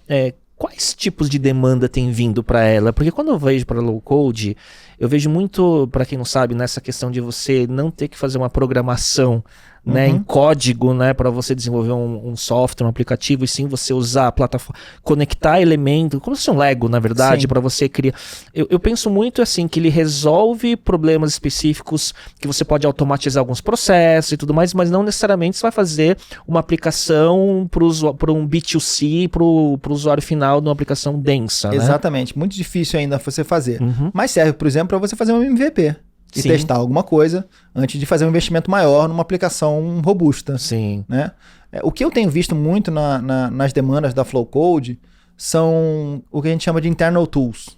Né? Ferramentas que as empresas precisam para operacionalizar o seu dia a dia ali dentro do contexto da empresa. Não é para você construir um negócio que você vai botar na mão do usuário, né? Mas você pode botar na mão do funcionário. E aí essa relação do funcionário com uma aplicação, do ponto de vista de exigência de alguns critérios, por exemplo, de design, ela é menor. Sim. Né? Sim. Você não precisa ser tão polish. Você precisa ganhar produtividade, velocidade, praticidade. Se você tem um formzinho contínuo, mas que você, se você fosse entregar esse form para um usuário final, você teria que se preocupar muito mais, fazer uma coisa mais bonita, uma usabilidade melhor. Numa internal tool você não precisa tanto se preocupar com isso. E você consegue fazer 100% personalizado para sua demanda. Exatamente. E eu vejo muito isso naquela época onde muitas empresas, isso décadas atrás, né? Muita empresa queria fazer seu sistema próprio de gestão interna e tudo mais, e acabava criando Frankensteins que depois acabava ficando caro, não entregava, enfim, não virava legado e tudo mais, né? E aí começaram a surgir, né, as categorias de software, seja o ERP, CRM e por aí vai, né? Que você se adapta àquele software e você cria workflows não necessariamente 100% personalizados, mas que você se adaptava a ele, né? Hoje você tem esses dois mundos, né? Você tem os grandes sistemas e as ferramentas internas que você consegue fazer personalizado com um custo muito baixo e rápido, né? Sim, isso é verdade, a gente consegue criar essas soluções, mas eu também acho que existe um outro lado da moeda, que é o custo de gestão de TI. Porque do ponto de vista do time de TI que precisa gerenciar essas soluções técnicas, vai ficando mais complexo. Por quê? Porque o cara lá do RH foi lá e criou uma solução. Sim. E aí, tá bom, aí os dados ficam espalhados, você começa a perder valor. Qual é a política interna, né? Então é um trade-off, assim, é um cobertor meio curto. Você ganha produtividade de um lado, mas você ganha uma complexidade de gestão maior, você perde valor em dados espalhados num monte de sistemas que não estão se falando, né? E mesmo quando a gente olha pré-low code, né, quando a gente vê crescimento de SaaS como um todo, né, e a consumerização do SaaS, né, para ferramentas de produtividade, de notas, né, de workflow e tudo mais, você vê mesmo em grandes empresas, né, você tem lá, sei lá, um compliance de TI, que você tem os sistemas, né, que são os pilares da empresa, mas você vê por departamento, né, adoção de um Trello aqui, né, que o cara não quer usar necessariamente, né, o stack Microsoft para fazer uma gestão de conteúdo interno, e aí vai se proliferando isso, né? E já acontece, né? Já acontece. Não é a questão low code que vai impedir que isso aconteça, né? Ela só aumenta, né? E os próprios fornecedores de solução de software enterprise, como a Microsoft, por exemplo, elas estão todos trazendo suas soluções de low code, né? Sim. Então a Microsoft tem o Power Apps, por exemplo. O cara tem um Office 365, ele já consegue usar o Power Apps. Sim. Né? Então, enfim. Agora, a Microsoft é um caso assim que num determinado momento, sei lá, uma década e meia atrás, assim, parecia que estava ficando um dinossauro no mercado e se reinventou de um jeito absurdo, né, cara? Eu vi um gráfico esses dias do preço da ação. Isso é um ponto, né? A gente que deve ter vindo do Windows 3.11, né? Você pegou? Eu peguei 3.11. Que digitava Win no prompt, né? O disquetezinho. Então, eu vi um gráfico que era... Ele pegava o preço da ação da Microsoft desde o começo, acho que anos 80, né? Imagino. E marcava nesse gráfico a era do Ballmer, do CEO Ballmer, que foi o cara que com o Bill Gates tocou a Microsoft durante, sei lá, quase 20 anos, né? E é interessante porque o gráfico ele dá uma subida assim, antes do Ballmer entrar, e basicamente na época do Ballmer o valor ficou lateralizado. Quando o Ballmer terminou, saiu da Microsoft. Foi o Nadella que entrou logo em seguida? Entrou o Nadella, o negócio estourou. Cara, que impressionante. E é justamente isso que você está falando, né? Esse sentimento de que era uma empresa parada. Porque a gente pegou o início da microinformática, né? Então a gente viu, né, a Microsoft crescendo como o sistema operacional dominante, né? E os primeiros apps de produto de Office e tudo mais. Mas é isso, a gente viu ele ficando de lado enquanto o mundo das startups surgindo com outras plataformas e soluções, né? A própria internet, lembra o Internet Explorer? Sim. Né? A gente falando, não, um Google Docs nunca vai chegar num nível de um Microsoft Office, começou a chegar, né? Quando a gente eu tô 30 anos, mais de 30 anos nesse mercado, você consegue ler, você consegue pelo menos interpretar essas afirmações muito enfáticas de que o Google Docs nunca vai ser igual ao Word. Cara, eu não compro essa, não né? compro mais, cara. Não compro mais. Qualquer coisa é possível. Sim. Né? Eu sou de uma época que ou a gente tinha software gratuito, não sei se você lembra do freeware. Freeware, sim. Shareware e tudo mais. Eu nunca podia... Ou então pirata, né? Você pirateava o Office, 25 disquetinhos para instalar o Office. 5 1/4 até, hein? Não era nem o 3,5. Exatamente. Que você picotava para usar os dois lados. Para uma era onde você paga tudo por assinatura. Então, meu primeiro negócio, grande parte da minha receita era vender licença de software para o mercado corporativo, que eu era canal da Tech Data, do Jordão, então vendia papel, que era licença Microsoft Open. Só pro direito do cara usar. Direito do cara instalar, e vinha as chaves lá, entendeu? Para quantas licenças, né? Então você vendia papel, né? On-premise, né? Para software instalado. Né? Exatamente, comprava o software numa caixinha, né? Exato. Manual. Exato. Então a realidade que a gente vive hoje, eu vou ser bem sincero, eu nunca comprei o Office, licença do Office. Eu sempre pirateei. Não tem problema nenhum falar isso. E hoje eu assino. E o quanto eu já gastei no meu Office 365 ao longo dos anos é muito mais do que eu teria pago na licença, o CLTV pagando muito por assinatura, maior, sim, né? sim. Modelo de negócio, né? E aí isso foi um pouco do que o CEO fez.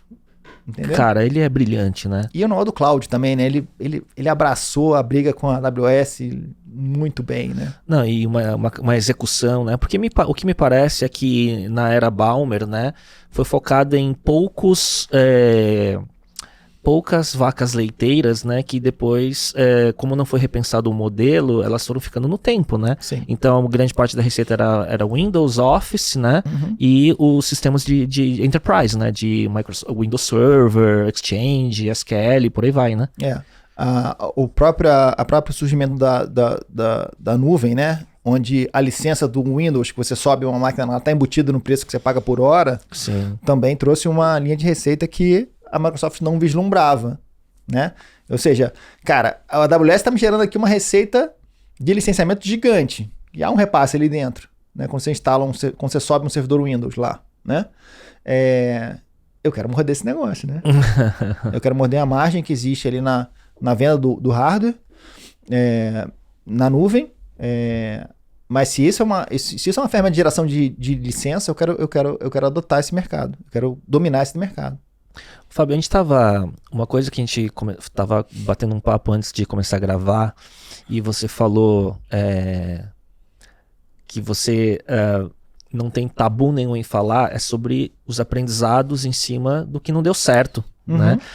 Eu lembro, naquele meu grupo de empreendedores que eu participava mais de 10 anos atrás, que a gente olhava, tinha uma conferência nos Estados Unidos que chamava FailCon. FailCon, lembro. Né, que é a conferência para falar sobre os fracassos, mas obviamente do ponto de vista da cultura do aprendizado. Sim, sem né? dúvida.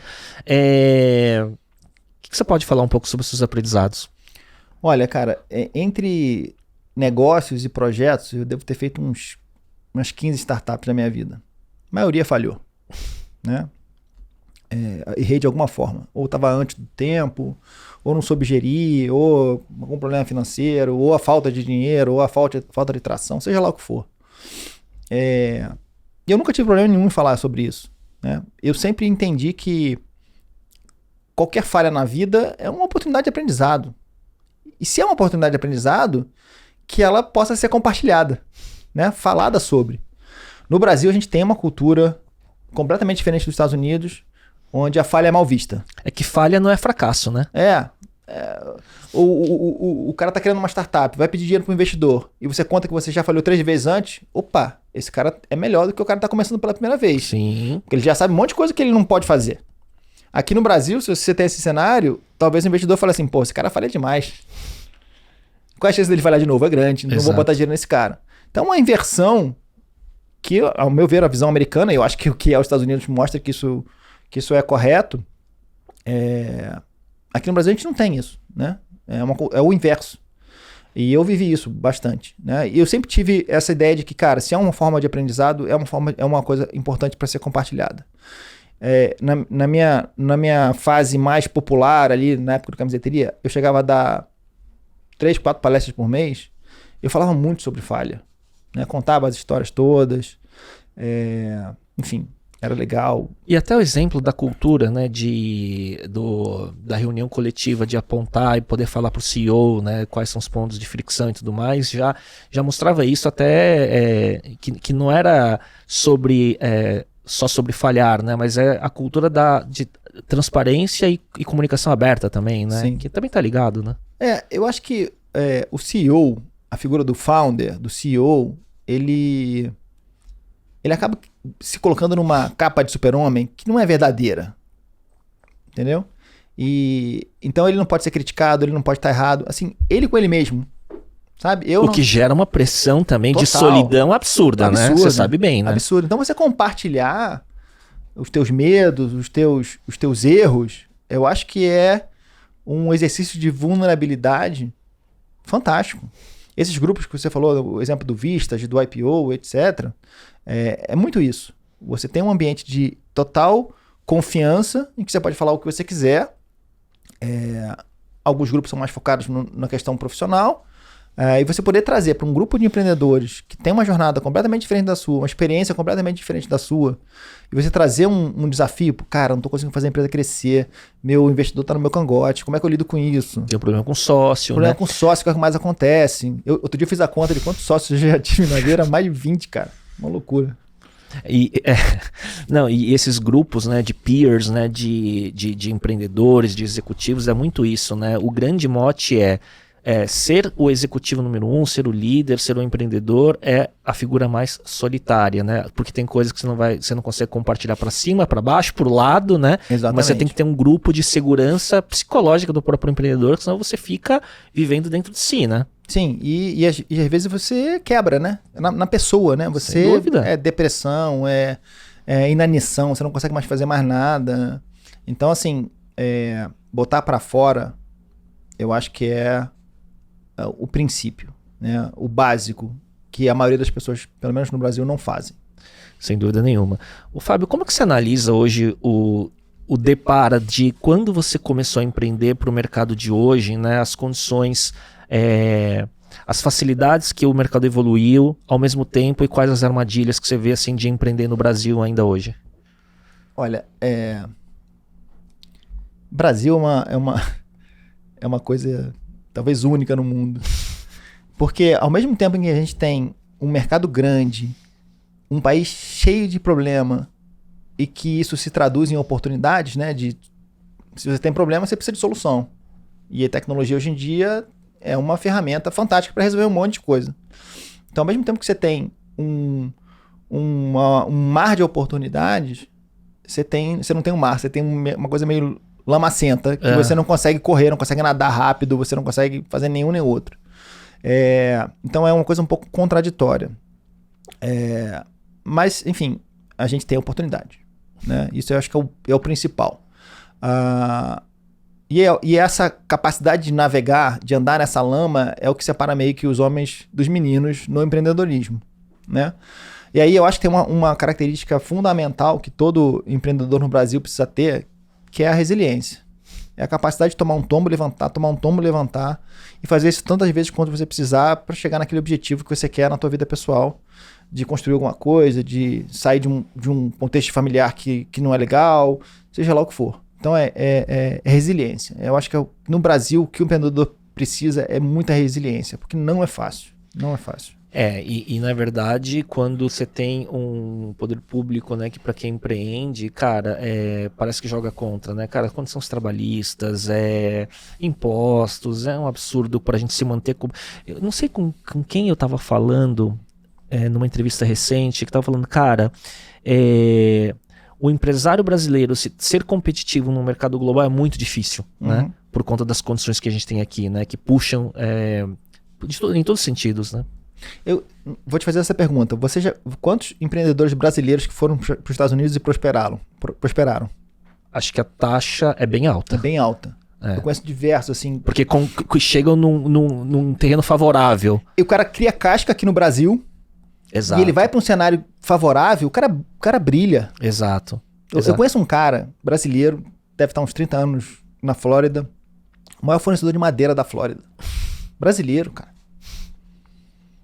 Na verdade, ele conhece minha esposa, eu não conheço ele tão bem. Mas, assim, o cara teve casca aqui no Brasil, criou casca aqui no Brasil, mudou de vida, foi pra fora, batalhou.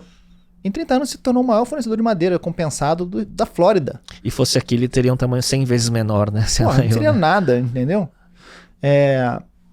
Mas, assim, então existe esses desafios, mas existe um outro fator, inclusive eu escrevi um artigo sobre isso, na época que eu estava lançando o Lead Grid, que eu tinha uma visão de ser global, e eu acho que isso é tão verdade agora quanto era naquela época, isso foi mais ou menos 2016, talvez, que o Brasil, a tecnologia te permite você fazer qualquer coisa no mundo, né? E o Brasil é uma excelente base. Se você tiver condições de lançar um produto global, lance. Estando baseado no Brasil, é a melhor coisa que você tem, porque você vai ter custo no Brasil, você tem mão de obra boa de tecnologia, galera que gosta de aprender, e você tem receita em moeda forte. O que te impede de pegar o site que você tem aqui no Brasil, que você fez para o Brasil, e vender ele para o mundo? Tecnologicamente, nada. Você já está provando isso não necessariamente em produto, mas ofertando o seu serviço já para fora e já tem, tipo, margem de rentabilidade muito maior, né? Muito maior. Muito maior. Eu lembro quando eu tinha clientes eu não tenho no momento, mas clientes internacionais, eu falava, caramba, assim, é como se minha margem tivesse dobrado. Literalmente. A questão da margem, ela mudou nos últimos anos, tá? Até por causa do home office, muitas empresas entenderam que elas podiam contratar o desenvolvedor direto. Bastava o cara falar um inglês minimamente bom, vou contratar esse cara direto. Tem várias questões em relação a isso, mas isso fez uma pressão também de margem. Hoje a gente não tem a margem do internacional, não é a mesma que você tinha 10 anos atrás. 10 anos atrás, não tem. Mas é maior do que o Brasil, obviamente, porque é uma moeda forte, quase 6 vezes o dólar. Sim. Né? Então, certamente a margem é melhor. Eu lá na Software tenho uma política de também remunerar melhor. Entendeu? Então, assim, que é a questão da prosperidade, de dividir isso. Sim. Então eu não sou aquele tipo de empreendedor que aumentar o meu lucro a todo custo e apertar o time. Não. Meu time ganha bem, tanto quanto eu posso pagar. Então se eu começo a vender mais para fora, eu tenho mais melhor, eu melhoro a galera. Eu tenho política de melhoria de remuneração proativa. Eu dou aumento sem o nego pedir, sem o pessoal pedir. Entendeu? É óbvio que o negócio tem que suportar. Claro. Mas é intencional, né? É intencional, exatamente. Legal. Fábio, olhando do lado de desenvolvimento pessoal, né? Quais são as suas ferramentas hoje, assim, de desenvolvimento pessoal, assim, coach, terapia, meditação, o que você usa no seu arsenal aí? Eu não uso muito coaching para mim. Eu usei algumas vezes, mas eu faço terapia, eu acho que é extremamente importante. A gente falou agora, né, da solidão do empreendedor. Então você ter alguém que você possa falar o que você quiser, sem ter um julgamento que vai prejudicar uma relação que você tenha. Vou descarregar meus problemas da empresa numa conversa com a esposa. Porque sempre tem vieses, né? Sempre. De interesses. Sim, vai gerar um estresse, vai gerar uma não admiração, enfim. E nem sempre você pode falar tudo que você quer, do jeito que você quer, com qualquer pessoa. O terapeuta não. O terapeuta, ele te permite fazer isso, né? Obviamente vai te dar um puxão de orelha também, mas é uma pegada completamente do ponto de vista da gestão das relações humanas, né? Então acho que a terapia é um negócio muito legal. Eu faço terapia direto, fiz no passado, parei, voltei, enfim. Então acho que é um mecanismo muito bom. Eu medito menos do que eu gostaria, mas é uma ferramenta fantástica. Já usei em momentos mais críticos da minha história, usei mais. E foi muito importante para mim. Hoje eu uso menos, talvez por uma questão de logística da casa, família, eu não consigo tanto espaço para isso, tempo para isso. Mas eu acho que é uma ferramenta muito, muito forte, né? A questão da respiração. Eu costumo fazer, na minha meditação, as visualizações e as coisas que eu quero conquistar e tudo mais. E isso me traz uma ferramenta. Funciona para mim. Não quer dizer que vai funcionar para todo mundo. Sim, sim. Mas para mim funciona. Mas coaching eu não faço tanto. Boa. Eu tenho similares. Terapia, que na minha, por acaso amanhã, meditação, voltei, e cria o espaço emocional menos reativo para mim, principalmente em momentos quando eu tô muito sobrecarregado. Então, para mim, começa a ser cada vez mais fundamental, assim, sabe? E vira quase que um stack, assim, sabe? De ferramentas de autodesenvolvimento e de um buffer, de certa forma, para ter saúde, né? Porque senão... Sim, saúde mental, né, cara? Senão, sem dúvida. Se você fica muito solitário na sua própria cabeça, você vai criando umas minhocas, sabe? Você precisa trocar isso com alguém. Exato. Então, os masterminds é um negócio que eu uso. E a terapia, eu acho que são as duas ferramentas principais. Muito bom. Você tem manias e hábitos de rotina e produtividade? Olha, eu já fui mais neurótico com produtividade. Eu tinha uma época da minha vida que eu botava isso num patamar de importância, de pesquisa mesmo, estudo muito grande. E eu estudando todas as técnicas, frameworks e ferramentas. E hoje, cara, eu acho que eu meio que soltei um pouco, sabe? Meio que entregar pro universo, sabe? Eu tô ali, tô focado no que eu quero construir. Nada deixou de acontecer, né? Nada deixou de acontecer. Eu tenho as minhas ferramentas, eu tenho algumas coisas que eu faço. Inclusive, eu tenho um artigo no meu Medium só sobre produtividade. Como é que eu uso o Trello. Bem no detalhe mesmo, sabe? Bem legal. Junção de algumas metodologias, GTD, com Kanban e tal. E eu uso isso... Assim, virou uma rotina no meu dia a dia. O Trello, para mim, é a ferramenta que eu uso para gerir a minha vida, tanto no nível profissional quanto no nível pessoal. Eu tenho meu Trello com a minha esposa, com os documentos todos, com as coisas que tem que ser feitas dentro de casa. E eu adoro quando eu boto lá uma no Done, consertou a lâmpada da sala.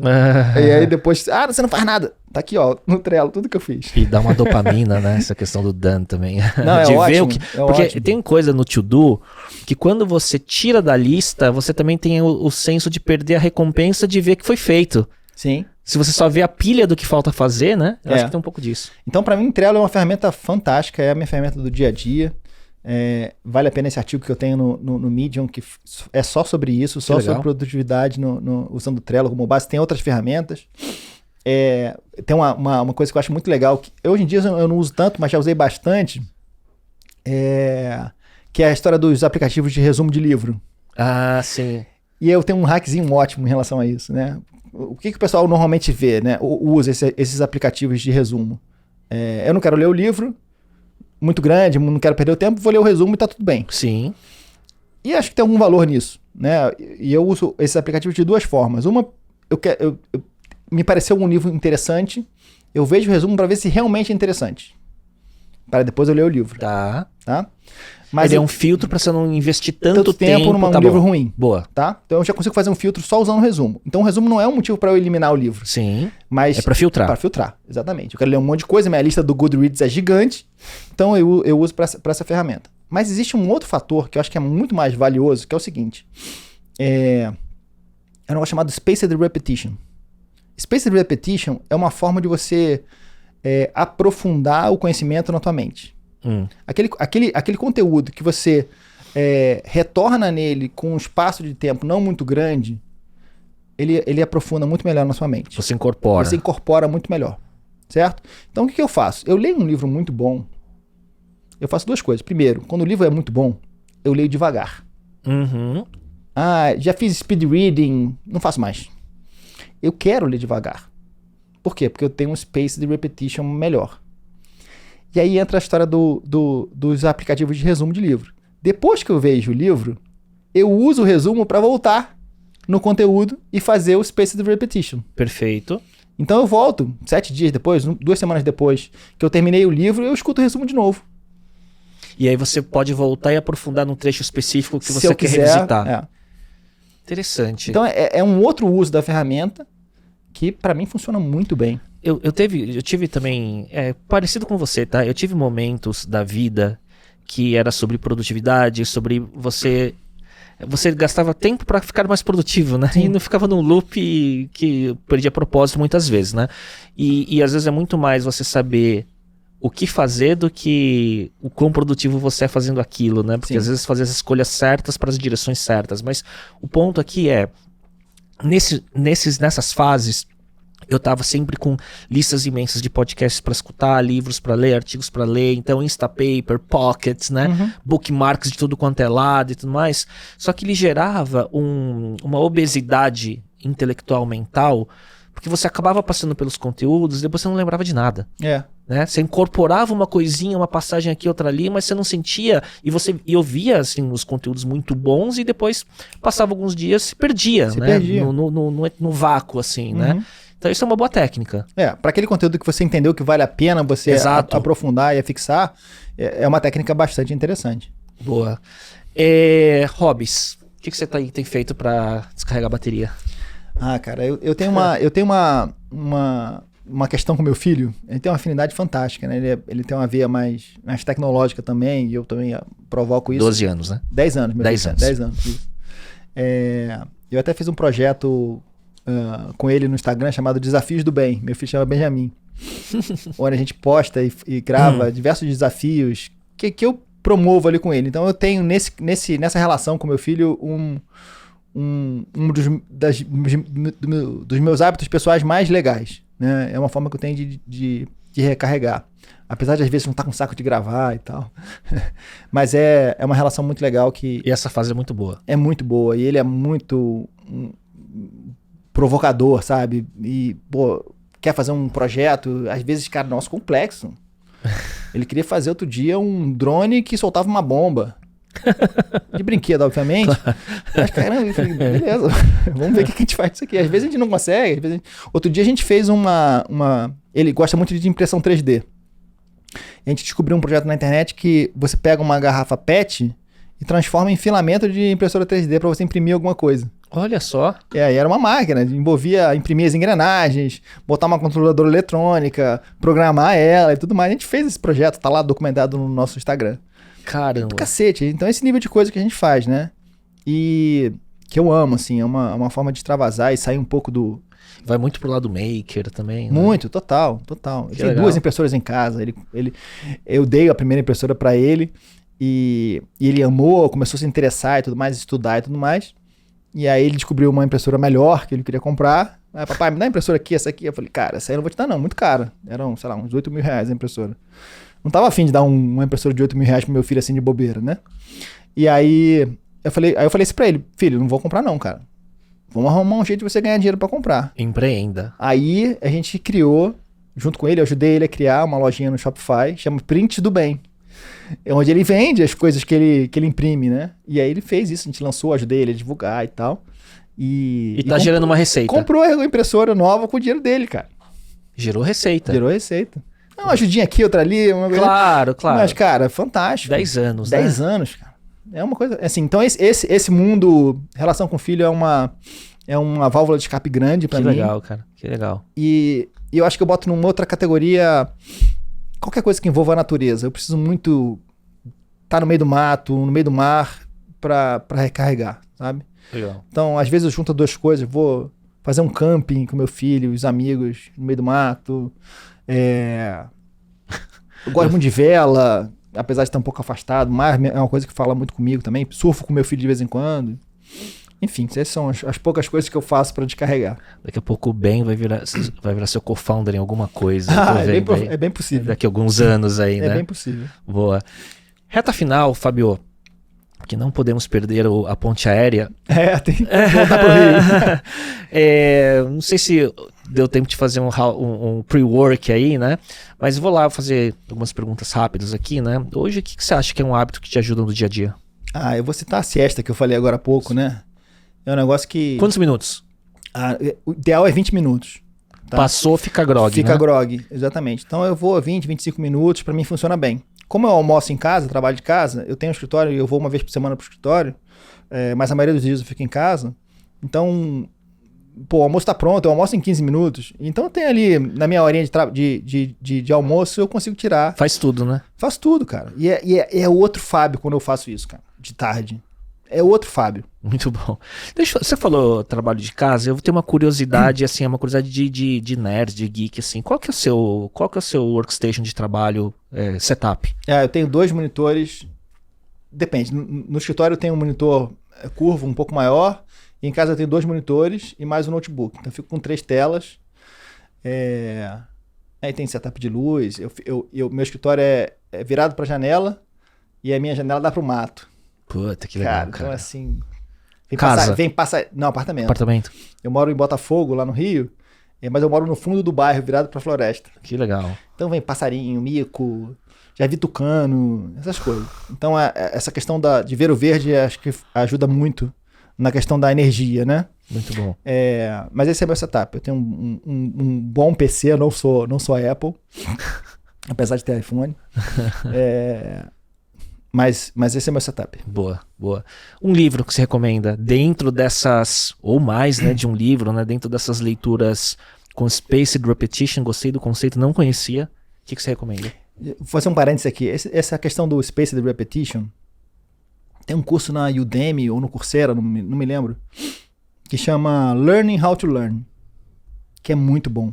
Muito bom. E um dos conceitos que eles explicam nesse curso é o Spaced Repetition. Legal. Fica uma dica legal aí para quem quiser Boa. Aprender a aprender. Boa. Que a gente passa por muito conteúdo e de fato não incorpora. Eu concordo contigo.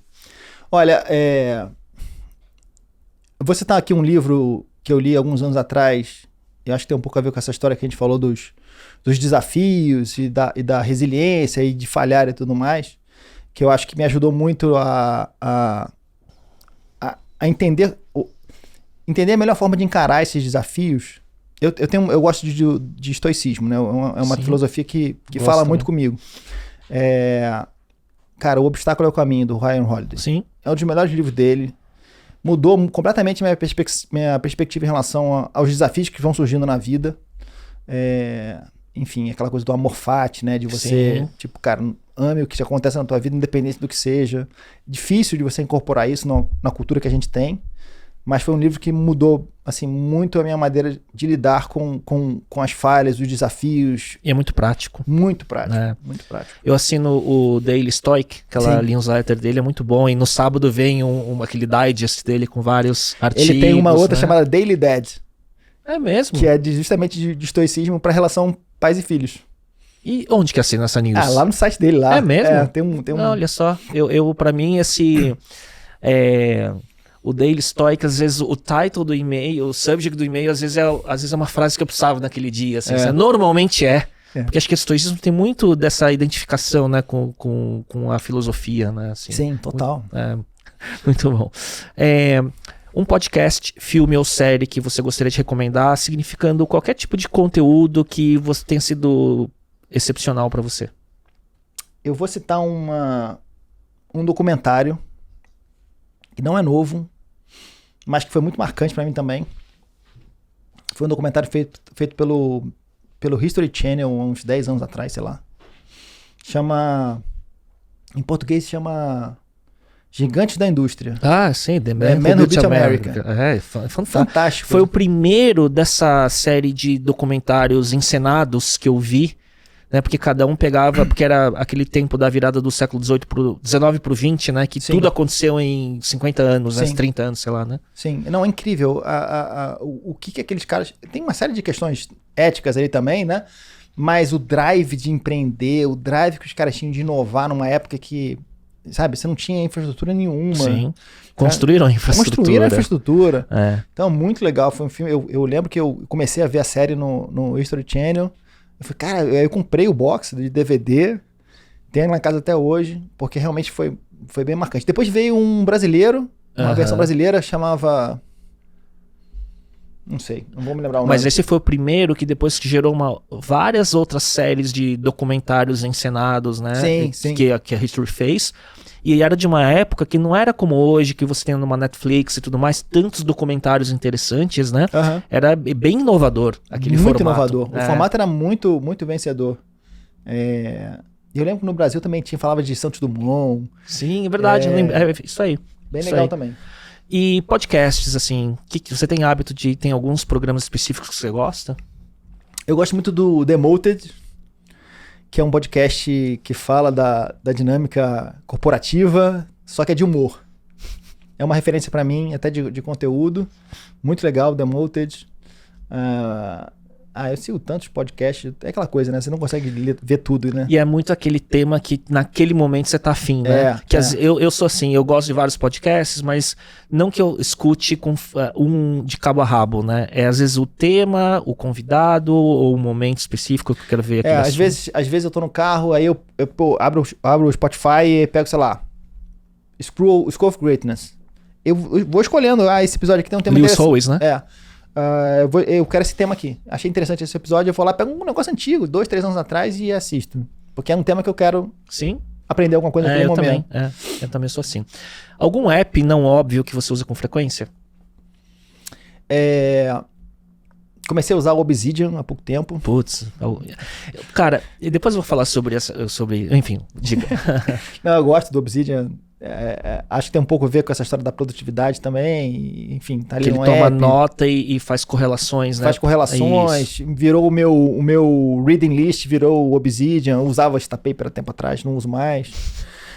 Então eu consegui no Obsidian uma ferramenta bem bacana, assim, para controlar as coisas que eu preciso. Tem uma outra ferramenta que eu gosto, um outro app chamado Flipboard. Sim, é antigo. Antigo, mas, cara, sempre com uma relevância boa eu usava de conteúdo. no iPad pra ver. Era um RSS, né? É um Só que no RSS, formato de revista, né? Então, Eu gosto muito, pra mim, manter mais, assim, dica de conteúdo mais noticioso. Boa. Ou de uma tendência nova e tal. Eu gosto de usar o Flipboard. Boa. Só uma curiosidade de livro. Você gosta mais de livro físico? Olha... Ou e-book? Eu tenho o hábito de ler os dois. Tá? Já tive uma época de audiobook também, hoje nem tanto, mas eu gosto da conveniência do e-book. Acho fantástico você estar no avião e sacar o celular e começar a ler. Livros muito bons, normalmente às vezes eu compro ele no e-book e depois compro o físico para ter. Eu também sou assim. Mas eu também gosto de ter o físico pela coisa de ler de noite, de mostrar o exemplo pro filho, sabe? Sair do celular. Então eu gosto. E eu gosto também de enfim, marcar um texto, alguma coisa assim. Quando eu gosto muito do livro, eu gosto de comprar hardcover pra deixar bonitinho na estante. Não chega tanto, não. Eu deixo lá de enfeite também. Última, alguma frase que esteja no top of mind, hein? Cara. E eu sei que essa você preparou. Então, eu pensei numa frase. Na verdade, eu tenho, assim, eu vou incorporando mantras ao longo da minha vida, né? Assim, às vezes eu deixo um mantra mais de lado, dependendo do contexto, do momento. Então eu tenho algumas que eu fui usando ao longo da vida, né? E eu acho que tem duas delas que foram as mais importantes. Uma no começo da minha busca pelo meu desenvolvimento individual.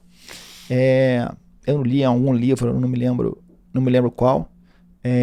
Que é assim, vigie seus pensamentos. Né? A nossa mente, ela prega peças na gente, né? Então, às vezes, você não está se preocupando em observar o que você está pensando. Aliás, tem um livro chamado Untethered Soul. Eu não sei como é que é o título em português. Esse cara fala um negócio muito legal. Ele fala o seguinte, que todo mundo tem uma voz na nossa cabeça, né? Aquela voz que fica falando com a gente mesmo, né? E que a gente tende a pensar que essa voz é a nossa mente, né? E a nossa identidade, né? Só que esse cara fala o seguinte, cara, você não é essa voz, você é quem observa essa voz. E ele fala que essa voz é um roommate, né? Um colega de quarto tagarela. Que tem hora que você tipo assim, cara, para de falar, não quero... Tá falando besteira. Nem tudo que você fala é verdade. Então esse conceito de watch your thoughts, né? Vigie seus pensamentos, é uma frase pequenininha e que sempre me ajudou muito a entender o contexto do que está passando na minha cabeça. E a segunda frase que eu queria trazer aqui é é uma frase que a tradução dela não é tão boa, então vou falar em inglês, que é Trust your struggle. Confie nos teus desafios, sabe? É bem estoico, né? É bem estoico, mas aquilo constrói, né? De você olhar para o desafio como uma coisa boa, como alguma coisa que trouxe algum conhecimento, e que é passado, enfim, que aconteceu e bola para frente, sabe?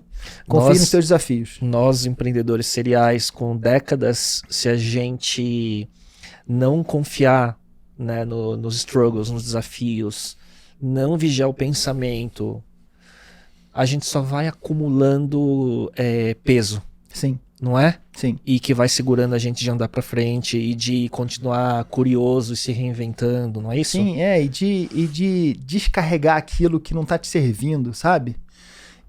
Isso tem muito a ver com o passado, com os erros e os problemas que você fez, os erros que você fez no passado. Eu sinto isso, sabe? Eu sinto com o passar das décadas empreendendo, principalmente empreendendo, tá?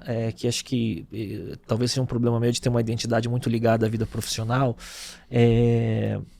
O acúmulo, dependendo do seu estado emocional e mental, quando vem essa cascata do acúmulo da trajetória, e que às vezes quando você não está no estado mental legal ou emocional, ele vem mais os fracassos, né? Sim, sim. Né? E vem com peso de décadas, né? Sim.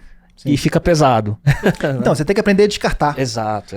Absorve o conhecimento, absorve o aprendizado e descarta o peso, sabe? Exato. Senão você não aguenta. Exato. Fábio, muito bom, cara.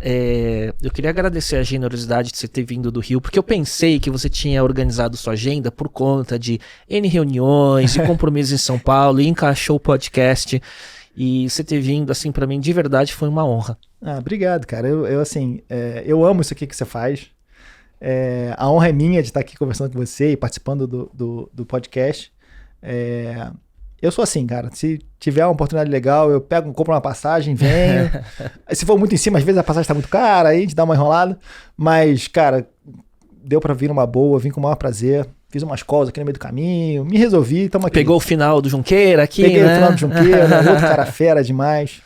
Muito legal. E você sabe, ontem à noite, eu mandei um WhatsApp pro Jordão, né? Eu falei assim, cara, amanhã eu vou entrevistar o Fábio no podcast, né? E queria te falar que eu lembrei que a primeira vez que eu vi ele pessoalmente foi no Epicentro. Aí eu perguntei pra ele assim, que ano que foi mesmo, né? Aí ele me respondeu hoje de manhã, porra, que legal, manda um abraço pra ele, 2 feras e tudo mais. Foi 2009. 2009. 15 anos, cara. Muito bom, né? 15 anos. Foi muito legal.